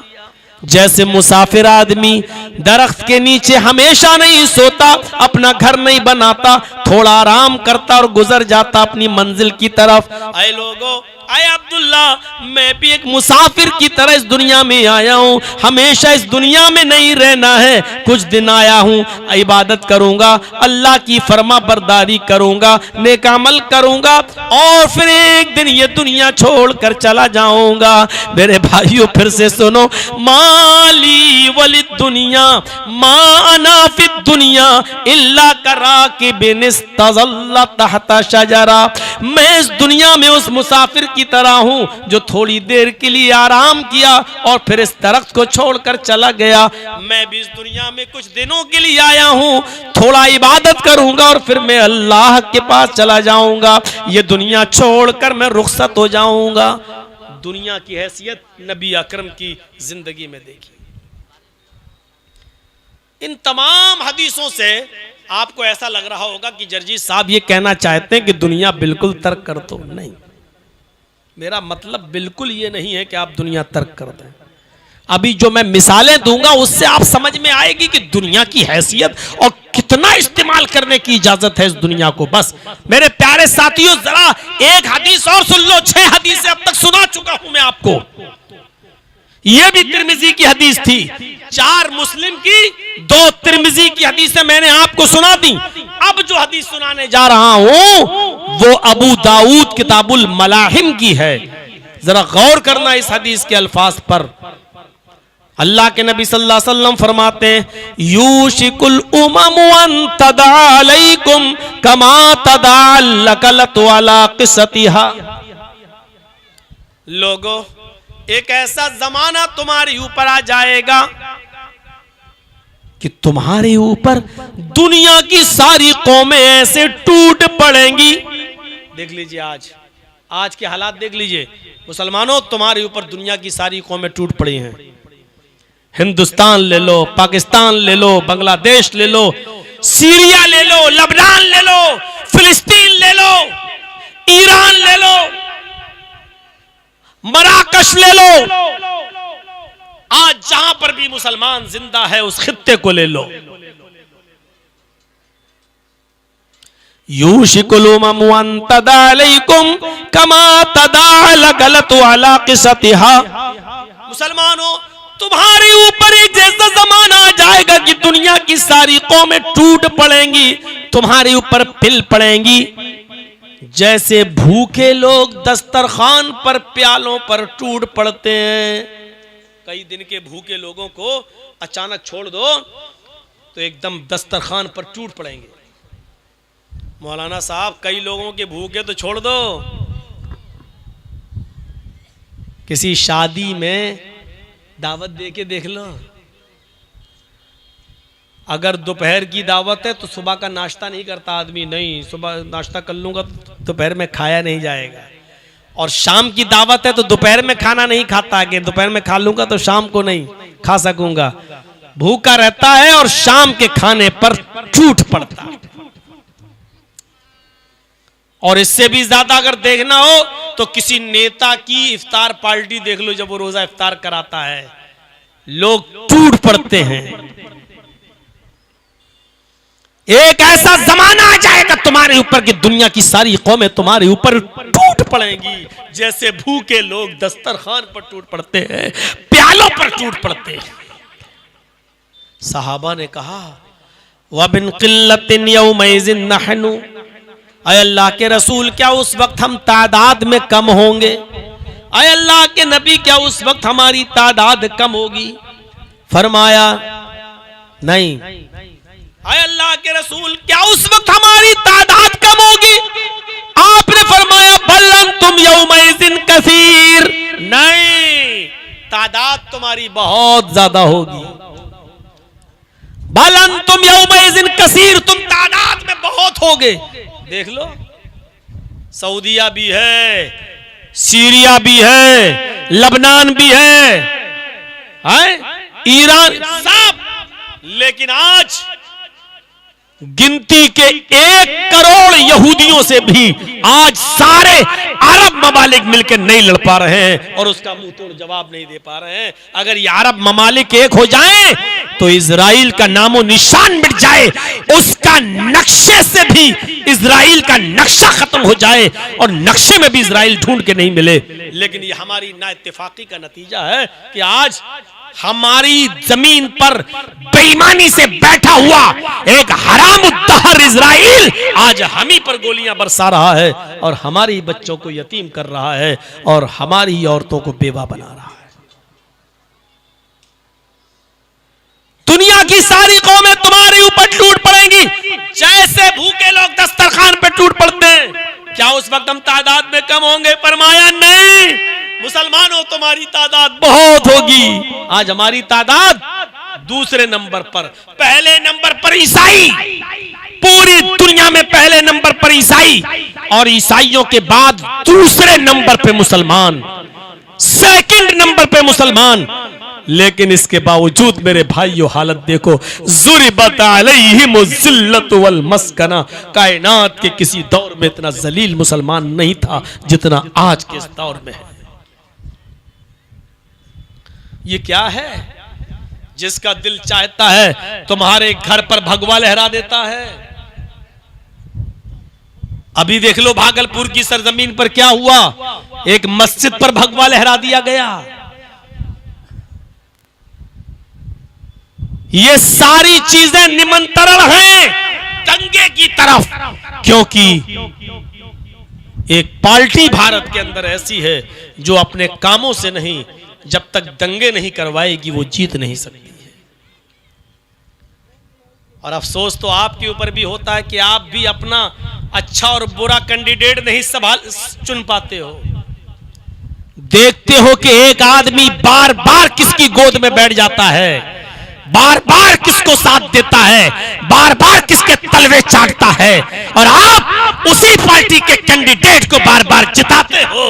आप के जमीर मर चुके हैं। अरे एक कुत्ता खरीदोगे, एक बैल, एक गाय खरीदो तो कम से कम नॉर्मल किस्म की गाय भी 15-20 हजार से कम की नहीं मिलेगी। एक बकरी भी अगर नॉर्मल किस्म की खरीदोगे बीज की तो वो बकरी भी 8 से 10 हजार से कम की नहीं मिलेगी।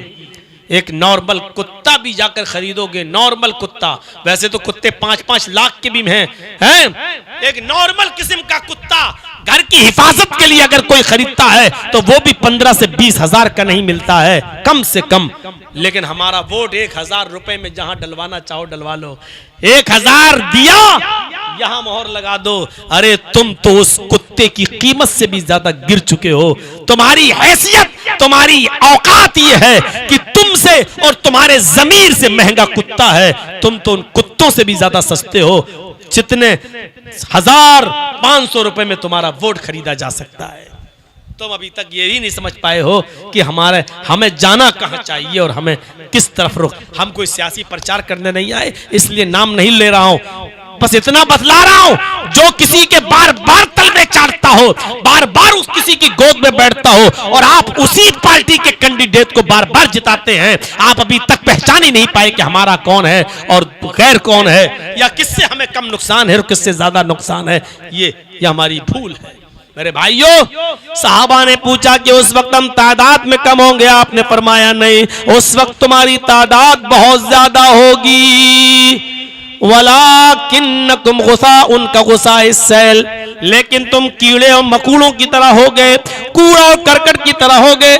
जैसे समंदर के अंदर समंदर की एक लहर आती है और कूड़ा करकट को बहा ले जाती है, ऐसे ही तुम्हें भी जहां चाहेंगे बहा ले जाएंगे। तुम कूड़ा और करकट की तरह हो गए, खसो खाशाक की तरह बह रहे होगे। तुम्हारा अपना कोई लीडर नहीं होगा, तुम्हारी अपनी कोई पहचान नहीं होगी, तुम्हारा अपना कोई सरदार नहीं होगा, तुम्हारे पास अपनी कोई पहचान नहीं होगी। तुम जहां चाहोगे वहां लपेटे जाओगे और जहां चाहोगे वहां पर तुम्हें इस्तेमाल किया जाएगा। जब जो चाहेगा तुम्हारे किसी भी चीज के गोश्त को, गाय का गोश्त बताकर तुम्हारी लिंचिंग कर देगा, लाठियों से मार मार के तुम्हें मार डालेगा। शिकायत मत करो, इसी लायक हो, वही सजा हमें मिल भी रही है। ये सारी चीजें हमें जिंदा करने के लिए होती हैं, लेकिन हम तो मुर्दा हैं। किसी के मर जाने से और किसी की लिंचिंग हो जाने से हमारे ऊपर क्या फर्क पड़ता है? उसकी बारी थी, वो चला गया। मुसलमानों जरा देखो, उत्तर प्रदेश के अंदर अखलाक नाम के आदमी को गाय के गोश्त के इल्जाम में मार डाला गया।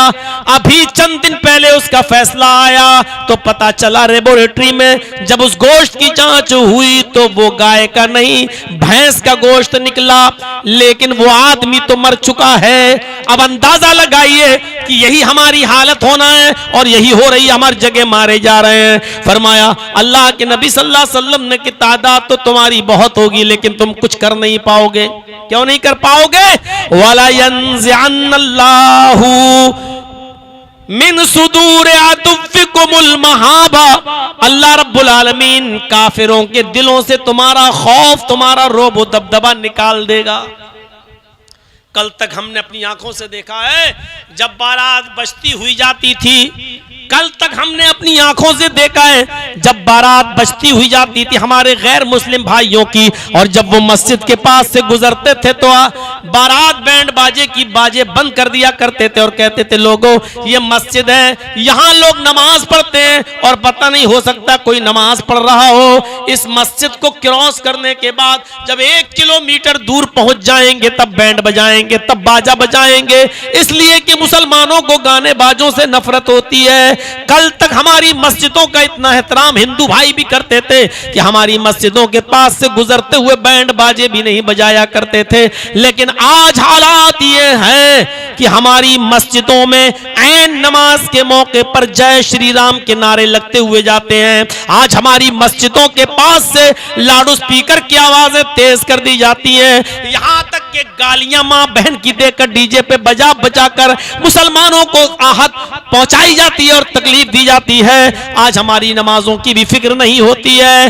क्यों होगी? क्योंकि वो जानते हैं कि हमसे ज्यादा मोबाइल मुसलमान इस्तेमाल कर रहा है, हमसे ज्यादा ब्लू फिल्में मुसलमान देख रहा है, हमसे ज्यादा शराबें आज मुसलमान पी रहा है, हमसे ज्यादा गाने और बाजे आज मुसलमान सुन रहा है, हमसे ज्यादा स्ट्रीट 3 का गाना मुसलमानों की भीड़ गई है फिल्म हालों के अंदर। तो आज हमारी मस्जिदों का मायार भी उनकी नजरों में मेरे भाइयों खटकने लगा है। आज हमारी मस्जिदों की तौहीन भी होने लगी है, क्योंकि वो जान गए कि हम जिन मुसलमानों के पास से गुजर रहे हैं ये मुर्दे हैं, ये आईसीयू में लेटी हुई कौम है, इनके पास बुज़दिली के सिवा कुछ नहीं है, इनका अपना कोई लीडर नहीं है, इनकी अपनी कोई पहचान नहीं है। इसलिए जब चाहो तब, और फिर सरकार हमारी है, हुकूमत हमारी, हमारा कौन क्या कर लेगा।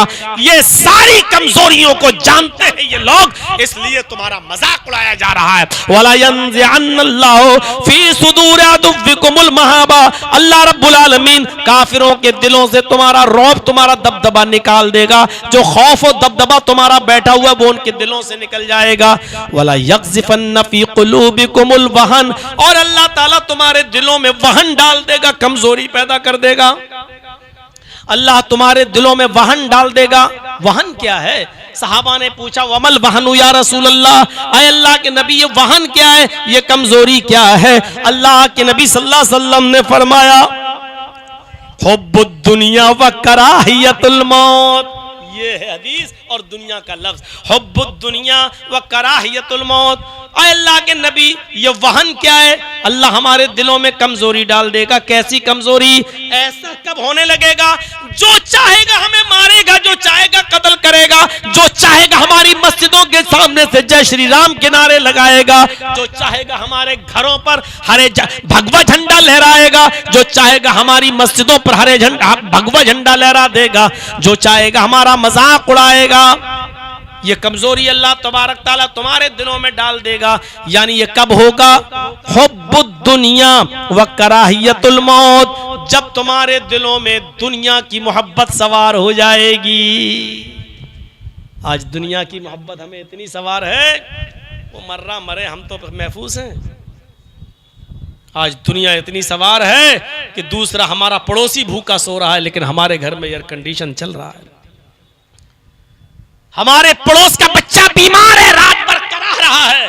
हमारे पास 4 व्हीलर गाड़ी है, वो बेचारा गरीब आदमी है, वो नहीं ले जा सकता है। लेकिन हमारे पास हमारे घर के दरवाजे नहीं खुल सकते कि चलो तेरा बेटा बीमार है, ले हम अपनी गाड़ी निकाल रहे हैं 4 व्हीलर, आओ तुम्हें हम अपनी गाड़ी पे बिठा के हॉस्पिटल ले चलते हैं। ये हमदर्दी आज हमारे अंदर से निकल चुकी है, ये खत्म हो गई है। दुनिया की मोहब्बत हमारे दिलों में रच गई है और बस गई है। वह कराहियतुल मौत, और मौत को हम ना पसंद करने लगे। अल्लाह मौत कोई मर न जाए, मौत से हम मौत को हम ना पसंद करने लगे हैं। और जब इंसान मौत से डरने लगे और मौत को ना पसंद करने लगे तो फिर समझ लो कि फिर हमें ये दिन देखना ही पड़ेंगे जो आज हम देख रहे हैं। 4 कुरान की आयतें, 7 हदीसें आपके सामने रख दी हैं दुनिया की हैसियत और औकात बताने के लिए। आइए मेरे भाइयों, दुनिया को मिसल साये के समझो। साया होता है ना, ये साया है। हम खड़े हैं धूप में जब खड़े हुए तो साया पीछे है, आप इधर भागिए, साया आपके पीछे पीछे भागेगा। और आप साये की तरफ मुंह करके भागेंगे तो आप जितनी तेज भागेंगे आपसे दुगनी रफ्तार से साया भागेगा, जो आपको आगे नहीं निकलने देगा। दुनिया को अपने पीछे भगाओ, दुनिया के पीछे मत भागो। मिसाल पे गौर कर रहे हैं? ये मिसाल मैं दे रहा हूं, दुनिया को अपने पीछे भगाओ। जब तुम दुनिया से भागोगे तो दुनिया तुम्हारे पीछे पीछे भागेगी, और जब तुम साये की तरह मुंह करके भागोगे तो दुनिया तुमसे आगे आगे भागेगी। आज तुम्हारे पास बाइक है, कल कहोगे मेरे पास फॉर्च्यूनर हो जाए। आज फॉर्च्यूनर हो गई, अब कहोगे कि मेरे पास हेलीकॉप्टर हो जाए। आज एक मकान है, कल कहोगे एक और हो जाए। आज एक गाड़ी है, कल एक और हो जाए। दुनिया की मिसाल तो साये की तरह है, जब तुम उसके सामने भागोगे तो तुम दुनिया को और मांगोगे, हल मिन मजीद, और ये चीज, और एक अच्छा कपड़ा पहन लिया, अब ऐसा ही, और ये फिर एक और। नहीं भर सकता है इब्ने आदम का पेट। लौकान अली इब्ने आदम वादियान मिन मालिन, अगर माल से, सोने और चांदी से भरे हुए इब्ने आदम के पास 2 जंगल भी हो, 2 गोदाम भी हो, 2 कमरे भी हो, तब भी इसका पेट नहीं भरेगा। लतुबगा सालिसा, ये चाहेगा कि मेरे पास 3रा गोदाम और हो, ये चाहेगा कि मेरे पास 3रा जंगल और हो जाए। पेट भर ही नहीं सकता एक आदमी का दुनिया का माल। अगर 2 जंगल हो तो कहेगा तीसरा और हो जाए, 3 हो तो कहेगा चौथा और हो जाए। वला यमलउ जौफ इब्न आदम इल्ला तुराब, इंसान का आदमी का पेट मरने के बाद सिर्फ कब्र की मिट्टी ही भर सकती है। जब तक मरेगा नहीं पेट नहीं भरेगा। अभी मैंने कहा इंसान बूढ़ा होता जाता है, लालच बढ़ता जाता है। मेरे भाइयों, अल्लाह के नबी फरमाते हैं, लीजिए ये 8वीं हदीस हो गई। अल्लाह के नबी सल्लल्लाहु अलैहि वसल्लम फरमाते हैं कि आदमी का पेट कब्र की मिट्टी ही भर सकती है, उससे पहले कोई चीज नहीं भर सकती। साए की तरह है दुनिया। अगर इसको पीछे करके भागोगे तो ये तुम्हारे पीछे पीछे भागेगी। दुनिया को अपने पीछे भगाओ, अपने से आगे मत आने दो। अगर साए की तरफ रुक करके भागोगे तो ये दुनिया कभी तुमको आगे नहीं निकलने देगी, तुमको अपने पीछे ही रखेगी और ये चाहेगी कि तुम हमारा पीछा करते रहो। आज एक घड़ी ये कल एक और हो जाए, आज एक कपड़ा कल एक और हो जाए, आज एक बाइक है कल गाड़ी भी हो जाए। ये तुम्हें आमादा करती रहेगी, दुनियादार बनाती रहेगी और तुम्हें दीन से दूर करती रहेगी। दुनिया की मिसाल तो को समझना है ना, तो ऐसे समझो। देखिए दुनिया जरूरी है, उसके बगैर नहीं रह पाओगे। कैसे? आप सऊदीया गए, दुबई गए, कतर गए, कमाने के लिए गए, मेहनत करने के लिए गए, पैसा कमा कर लाए, 2 साल 4 साल के बाद आए, आपने पैसा कमाया, अब आप अपना घर बनवा रहे हैं। मिसाल देखिएगा, अब आप अपना घर बनवा रहे हैं, घर बनाकर तैयार हो गया, लोग देख रहे हैं माशाअल्लाह, हाँ बाहर की कमाई है जी साहब, मेहनत की है, ठीक है, अल्लाह तुम्हें बरकत दे। घर बनकर तैयार। अच्छा ये बताइए, जब आप घर बनाते हो आप सेटिंग के साथ, यहां मेहमान खाना बनाओ, यहां मियां बीवी हस्बैंड वाइफ का रूम बनाओ, यहां बच्चों के रूम बनाओ, बड़ी सेटिंग से यहां डाइनिंग रूम बनाओ जहां खाना खाया जाए, यहां किचन बनाओ, यहां गुस्ल खाना बनाओ, यहां टॉयलेट बाथरूम बनाओ। सब होता कि नहीं होता है? बड़ी प्लानिंग के तहत नक्शा पास करके आपने घर बनवाया।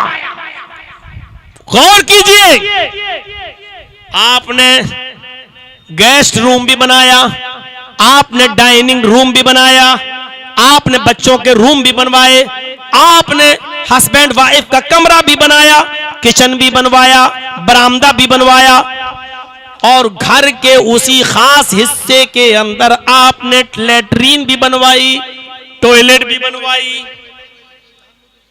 क्यों? क्योंकि टॉयलेट भी हमारी जिंदगी का एक हिस्सा है। भाई जब आप घर बना रहे हैं तो क्या अब भी जंगलों में जाओगे लैट्रीन करने के लिए? तो आप घर में लैट्रीन भी बनवाते हैं, टॉयलेट भी बनवाते हैं। लेकिन मुझे एक बात बताओ, जितनी देर आप अपने घर में रहते हो क्या टॉयलेट में भी रहते हो? जबकि वो भी आपकी मेहनत की कमाई से बना हुआ है टॉयलेट, उसमें भी आपने संगे मरमर बिछाया है, उसमें भी आपने अच्छा पत्थर बिछाया है, उसको भी आप क्लीन रखते हो, साफ सुथरा रखते हो, उसमें बदबू नहीं आने देते हो।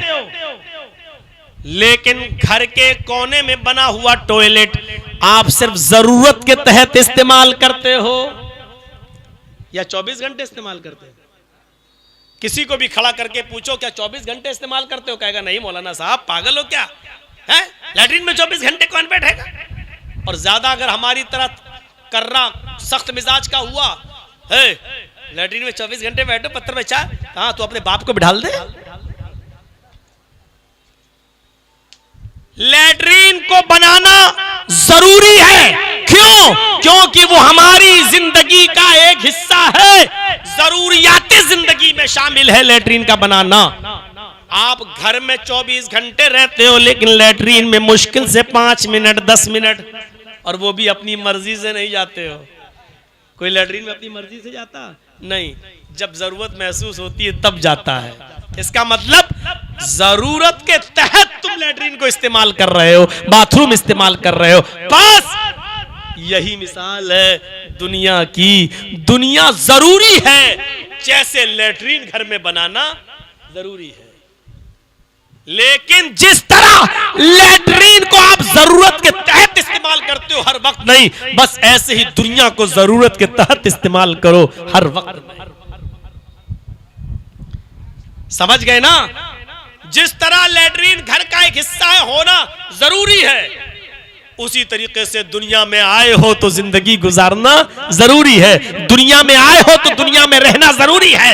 लेकिन जिस तरह घर के बने हुए टॉयलेट को आप 24 घंटे इस्तेमाल नहीं करते हो, इसी तरीके से दुनिया में 24 घंटे दिल मत लगाओ। जिस तरह जरूरत के तहत टॉयलेट और बाथरूम को इस्तेमाल करते हो, उसी तरीके से मेरे भाइयों दुनिया को जरूरत के तहत इस्तेमाल करो। यह है दुनिया की हैसियत। बस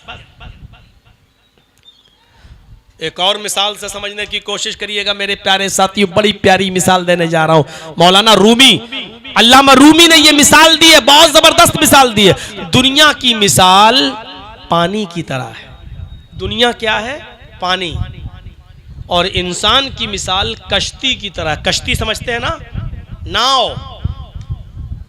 दो चीजें हैं, दुनिया पानी की तरह है और इंसान कश्ती की तरह है। अच्छा ये बताओ, कश्ती बगैर पानी के चल जाएगी? नाव को सड़क पे चलाओगे चल जाएगी? नहीं न चलेगी। नाव कहां चलेगी? पानी में। यानी नाव के लिए पानी जरूरी है, बगैर पानी के नाव नहीं चलेगी। और नाव कौन है? इंसान। और पानी क्या है? दुनिया। इसका मतलब यह हुआ कि इंसान बगैर दुनिया के नहीं चल सकता है। दुनिया की मिसाल पानी है और इंसान की मिसाल कश्ती है, नाव। लेकिन कश्ती बगैर पानी के नहीं चल सकती है। लेकिन याद रखना, कश्ती पानी में चल रही है, जब तक वो पानी के ऊपर है चलेगी, जब तक वो पानी के दाएं बाएं हैं वो चलेगी। भाई आपने दो लकड़ी ले ली, इधर से खींच रहे हैं, इधर से खेप रहे हैं, चल रही है। जब तक वो कश्ती पानी के ऊपर है और इर्द गिर्द है, दाएं बाएं है, कश्ती चलेगी, आपको जहां जाना हो वहां पहुंच जाओगे। लेकिन अगर पानी को कश्ती में सवार करने की कोशिश की, उसी पानी को कश्ती में सवार करने की कोशिश की, उसी पानी को कश्ती में लाने की कोशिश की और पानी को कश्ती में भरने की कोशिश की, तो कश्ती भी डूबेगी और कश्ती चलाने वाला भी डूबेगा। उसमें जो बैठा है वो भी हलाक को बर्बाद होगा। मेरे भाइयों, बस इसी तरीके से दुनिया है, ये इंसान है, इसको दुनिया की जरूरत है जैसे कश्ती को पानी की जरूरत है। लेकिन अगर पानी को कश्ती के ऊपर लाओगे तो कश्ती डूब जाएगी। इसी तरह दुनिया को अगर इंसान अपने सर के ऊपर उठाएगा तो खुद भी डूबेगा और अपनी दुनिया भी बर्बाद कर लेगा। मेरे भाइयों, इस दुनिया में बिल्कुल पानी की कश्ती की तरह रहो। कश्ती पानी के ऊपर रहती है, चलती है, दाएं बाएं रहती है, चलती है। अगर पानी को कश्ती में भर दिया या पानी कश्ती में आ गया तो कश्ती डूब जाएगी। इसी तरीके से अगर दुनिया को हमने अपने ऊपर सवार कर लिया तो हम भी डूब जाएंगे और हमारी दुनिया भी बर्बाद हो जाएगी। दुनिया को अपने सर के ऊपर मत ला दो, दुनिया में जरूरत के तहत चलो। बस अगर आपकी बेटी का काम अगर कीपैड वाले मोबाइल से चल रहा है तो एंड्रॉयड मोबाइल देने की क्या जरूरत है? आपकी बेटी को और आपकी बहन को, जिसकी अभी शादी नहीं हुई, उसको व्हाट्सएप चलाने की जरूरत क्या है? अरे वो अपनी माँ का फोन क्यों नहीं इस्तेमाल करती? वो अपने बाप का फोन क्यों नहीं इस्तेमाल करती? आप उसको अलग से एंड्रॉयड मोबाइल क्यों दे रहे हैं? आप दुनिया को अपने सर पर सवार कर रहे हैं। आप कश्ती के ऊपर पानी लादने की कोशिश कर रहे हैं जो बर्बाद कर देगी। मेरे भाइयों, आपकी बेटी को जेब नहीं देता कि वो व्हाट्सएप चलाए, फेसबुक चलाए, मैसेंजर चलाए। गोया कि दुनिया को आप जरूरत से ज्यादा इस्तेमाल कर रहे हैं, जबकि जरूरत के मुताबिक इस्तेमाल करना चाहिए। अंदाजा लगाइए, हजरत आयशा सिद्दीका फरमाती है कि मेरे पास एक मर्तबा छींट का कपड़ा आ गया। छींट का कपड़ा, हमारे यहाँ तो छींट का कपड़ा ही बोलते हैं, आपके यहाँ क्या बोलते हैं नहीं मालूम। हमारे पास एक खूबसूरत कहीं से छींट का कपड़ा तोहफे में आ गया, मैंने उसको संभाल के रख लिया। फरमाती हैं कि जब किसी लड़की की शादी होती थी हमारे इलाके में तो उसका भाई मेरे पास आता था और कहता था अम्मी आयशा जो छींट का कपड़ा तुम्हारे पास आया है वो दे दो, मैं अपनी बेटी या अपनी बहन को वो छींट का कपड़ा पहनाऊंगा, उसी में दुल्हन बनाऊंगा और मेरी बेटी या मेरी बहन उसी कपड़े में रुखसत हो जाएगी। 2 दिन के बाद वो कपड़ा मैं अपनी बहन या बेटी से लेकर मैं तुम्हें दे दूंगा। एक कपड़ा देख रहे दुनिया की है।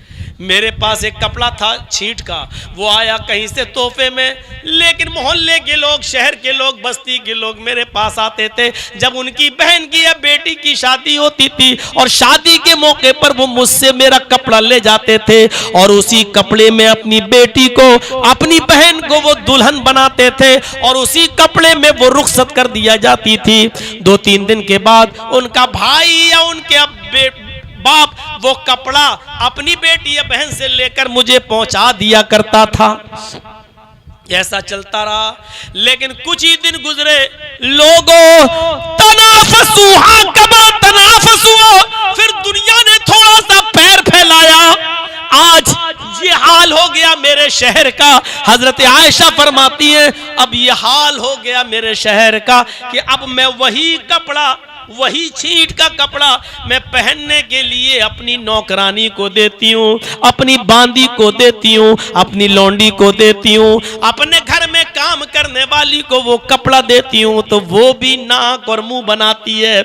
आज वो कपड़ा मेरी घर की लौंडी भी पहनना गवारा नहीं करती। देख रहे हैं आप।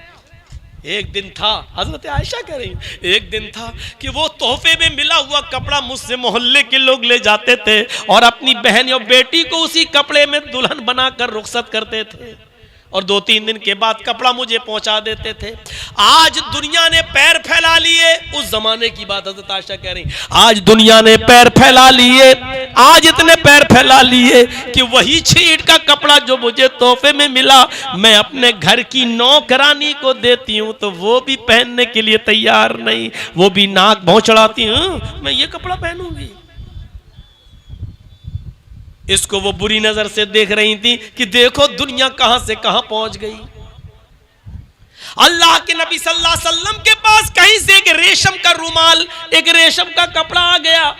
आप उस कपड़े को देखे हुए थे, चूंकि रेशम मर्द के लिए हराम है इसलिए पहन नहीं सकते थे, लेकिन रेशम का रुमाल है, मुंह पोंछने ओछने के लिए ठीक है, पहनना गलत है, मर्द के लिए पहना नहीं जा सकता।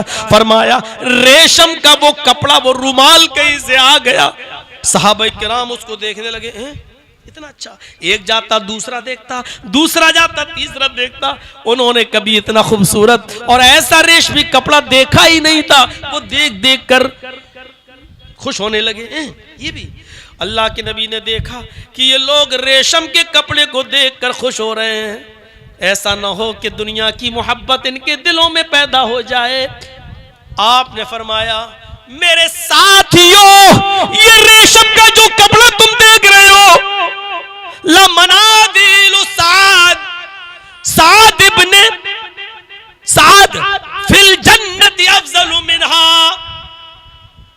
आए मेरे साहबियों, लमनादिल सादिन फिल जन्नति अफजलु मिन हाजा, ये रेशम का कपड़ा जो तुम मेरे हाथ में देख रहे हो, साद को, हजरत साद को जन्नत के अंदर जो रेशम का रुमाल मिलेगा, जो रुमाल मिलेगा, जो हैंडकरचीफ मिलेगा, जो दस्ती मिलेगी, वो इस कपड़े से लाख गुना बेहतर होगी। यानी जन्नत के कपड़ों के लिए तैयारी करो, दुनिया के कपड़े की तरफ मत मरो, इसकी तरफ मत दौड़ो।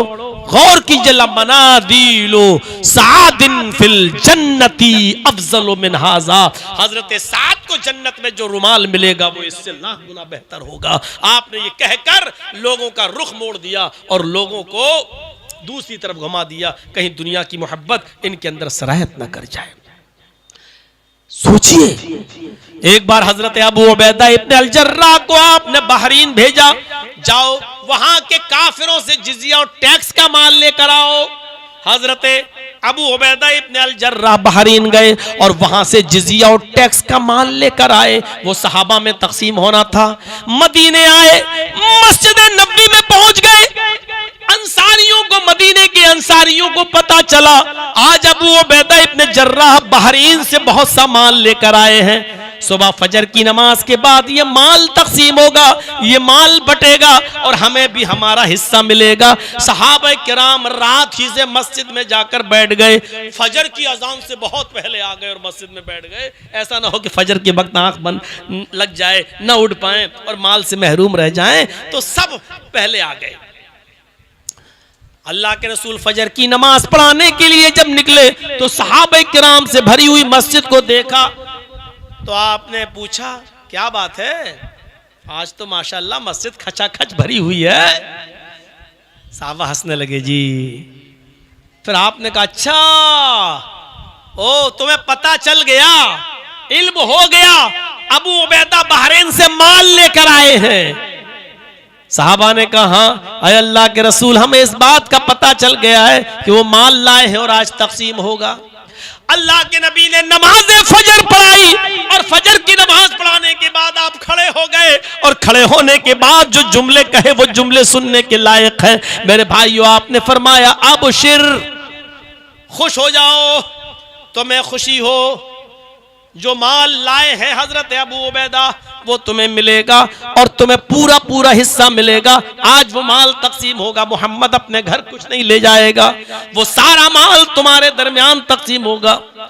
फिर आपने फरमाया ओ मेरे साथियों, माल का खबर सुनी, माल की खबर सुनी तो आज तुम मस्जिद में आ गए, भर गए और मस्जिद पहले से खचाखच भर गई। आपने फरमाया मल फक्र अलैकुम,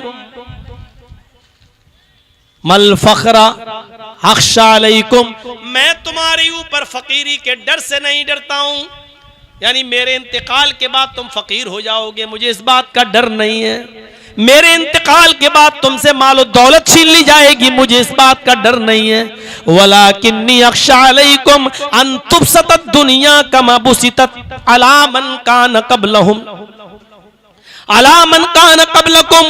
आए मेरे सहाबियों, मैं डरता हूं इस बात से कहीं ऐसा ना हो कि मेरे इंतकाल के बाद दुनिया इतनी फैला दी जाए, दुनिया इतनी फैला दी जाए, दुनिया इतनी फैला दी जाए जैसा कि तुमसे पहले के लोगों पर फैला दी गई थी, जैसा कि तुमसे पहले के लोगों पर फैला दी गई थी।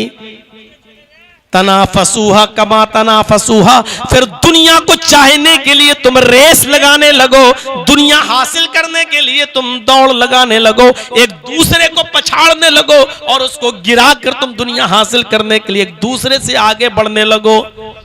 फतुहलिककुम कमा अहलकतुम, बस ये दुनिया तुम्हें हलाक न कर दे जैसा कि तुमसे पहले के लोगों को हलाक किया था।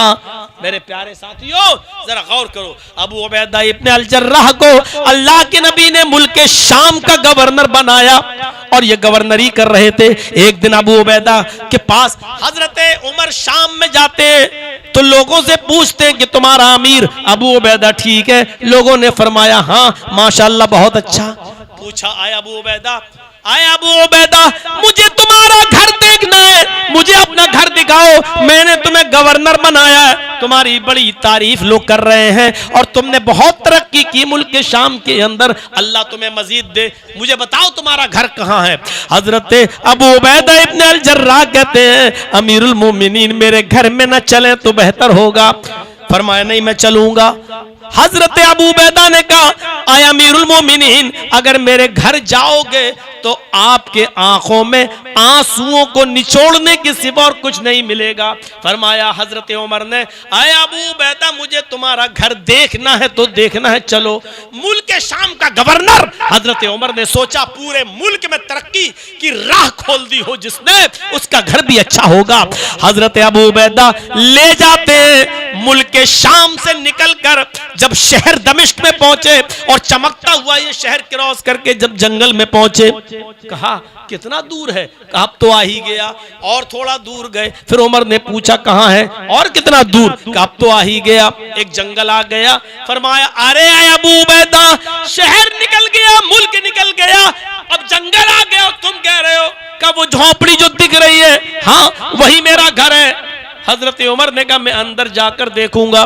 जब अंदर गए तो क्या देखते हैं? कच्ची जमीन है उस गवर्नर की, मुल्क शाम के गवर्नर अबू उबैदा इब्न जर्राह की कच्ची जमीन है, मिट्टी की। अंदर दाखिल होते हैं तो छत पे नजर डाली, छत है ही नहीं, खजूर के पत्तों के पटी हुई छत पड़ी हुई है, खजूर के पत्ते से ढकी हुई है। हजरत उमर ने देखा इस घर में कोई किचन नहीं है, बर्तन नहीं है। फरमाया ये क्या है? घर में कुछ नहीं है, बिस्तर कहां तुम्हारा? हजरत अबू उबैदा ने कहा ये मुसल्ला देख रहे हो? फरमाया हाँ ये मुसल्ला यहाँ बिछा हुआ ये देख रहा हूँ। कहा यही मुसल्ला है जिस पर मैं तहज्जुद की नमाज पढ़ता हूँ और जब नींद आती है तो इसी मुसल्ले पर सो जाता हूँ। कैसा लग रहा है? ऐशो आराम से एयर कंडीशनों में सोने वालों, जरा तसव्वुर करो मुल्क के शाम का गवर्नर है हजरत अबू उबैदा। हजरत उमर कह रहे हैं ये मुसल्ला है, बिस्तर कहाँ है तुम्हारा? जवाब दिया बिस्तर है। कहाँ है? यही मुसल्ला, जब नमाज पढ़ना होती पढ़ लेता हूँ और जब सोना होता है तो इसी मुसल्ले पर मैं सो जाता हूँ, मुझे बिस्तर से क्या सरोकार। फरमाया अबू उबैदा खाना किस में खाते हो? बर्तन नहीं दिख रहे। फरमाया बर्तन है। कहाँ है? खजूर के पत्तों में, जैसे बिल्कुल ये सेम ऐसे खजूर के पत्तों की छत थी, ऐसी हाथ डाला और इस तरह बढ़ाया, मिट्टी का एक प्याला उठाया और उठाने के बाद दिखा दिया ये मिट्टी का प्याला है, यही मेरा बर्तन है। कहा इसमें कुछ पड़ा हुआ है, देखें। हजरत उमर ने देखा उस मिट्टी के प्याले में पानी भरा हुआ है और सूखी हुई रोटी उस पानी में पड़ी हुई है, सूखी हुई रोटी उस पानी में पड़ी हुई है। फरमाया आय अबू उबैदा ये क्या है? फरमाया अमीरुल मोमिनीन आपने मुझे मुल्क के शाम का गवर्नर बनाया, दिन भर लोगों की शिकायतें सुनते सुनते गुजर जाता है। उसी शहर में जब मैं यहां आता हूं तो एक औरत रहती है, मैं उसी से 4-5 दिन की रोटियां बनवा लेता हूं, जब तक वो ताजा रहती हैं मैं खा लेता हूं, जब सूख जाती हैं तो उसी रोटी को पानी में डालकर मैं नरम कर लेता हूं और जब फूल जाती हैं तो इसी रोटी को मैं खा लेता हूं। यही मेरी दुनिया है, यही मेरा घर है, यही मेरा खाना है। ये सुनते हैं हजरत उमर फारूक की आंखों में आंसू आ जाते हैं। जैसी वो रोए तो हजरत अबू उबैदा ने कहा नहीं आय अमीरुल मोमिनीन आपके आंखों से आंसू अच्छे नहीं लगते, मैंने आपको पहले ही कहा था कि मेरे घर मत चलिए, आपको आंखों से आंसू निचोड़ने के सिवा कुछ नहीं मिलेगा, आपको सिवाय आंसुओं के रोने के और कुछ नहीं मिलेगा। क्या अबू उबैदा जिंदा नहीं रहे? अरे गवर्नर थे, गवर्नर खाना भी खाते थे, भली सूखी रोटी, लेकिन दुनिया को जरूरत के तहत इस्तेमाल करते थे। गवर्नर होते चाहते तो सब कुछ इकट्ठा कर लेते, अच्छा घर भी बनवा लेते, अच्छा मकान भी, अच्छा बिस्तर भी, अच्छा किचन भी, सब कुछ, लेकिन किचन का पता नहीं है, बिस्तर का पता नहीं है, मुसल्ला है उसी को पर नमाज पढ़ते हैं और नींद आती है तो उसी पर 2-3 घंटा सो लेते हैं। एक पानी मिट्टी का प्याला है उसी से पानी पी लेते हैं और जब रोटी सूख जाती है तो उसी में पानी डालकर रोटी को भिगो लेते हैं और नरम करके वही रोटी खा लेते हैं। ये भी तो दुनिया को इस्तेमाल करते थे, लेकिन दुनिया को जरूरत के तहत दुनिया को कभी अपने सर के ऊपर नहीं बिठाया है। मेरे भाइयों दुनिया को इस्तेमाल करो, जरूरत के तहत अपने सर के ऊपर इस दुनिया को मत बिठाओ। मुझे 3 बजे निकलना है, 2:45 बज चुके हैं। मेरे प्यारे साथियों अल्लाह से दुआ करता हूं कि मैं अल्लाह ताला हम सबको दुनिया की हैसियत को समझने की तौफीक अता फरमाए और दुनिया को हमारे लिए जरूरत के तहत इस्तेमाल करने वाला हमें बना दे। अल्लाह दुनिया को हम सर के ऊपर न उठाएं, दुनिया को अपने पीछे दौड़ाने वाला हमें बना दे। इलाहुल आलमीन, जब तक तू हमें जिंदा रख, इस्लाम पे जिंदा रखना, और जब हमारा खात्मा हो तो ईमान पर हमारा खात्मा फरमाना। वमा अलैना इल्लल बलागुल मुबीन व आखिरु दावाना अल्हम्दुलिल्लाहि रब्बिल आलमीन। अस्सलामु अलैकुम व रहमतुल्लाहि व बरकातुहू। मस्जिद का जलसा है, मस्जिद की तामीर का मामला है। आधे से ज़्यादा लोग जा चुके हैं। हमसे कहा था कि ऐलान कर दीजिएगा, लेकिन बीच में अगर करता तो अच्छा नहीं था। अब मैं अगर करूं तो आप लोग जा चुके हैं, फिर भी मैं 5 मिनट के लिए स्टेज पर बैठा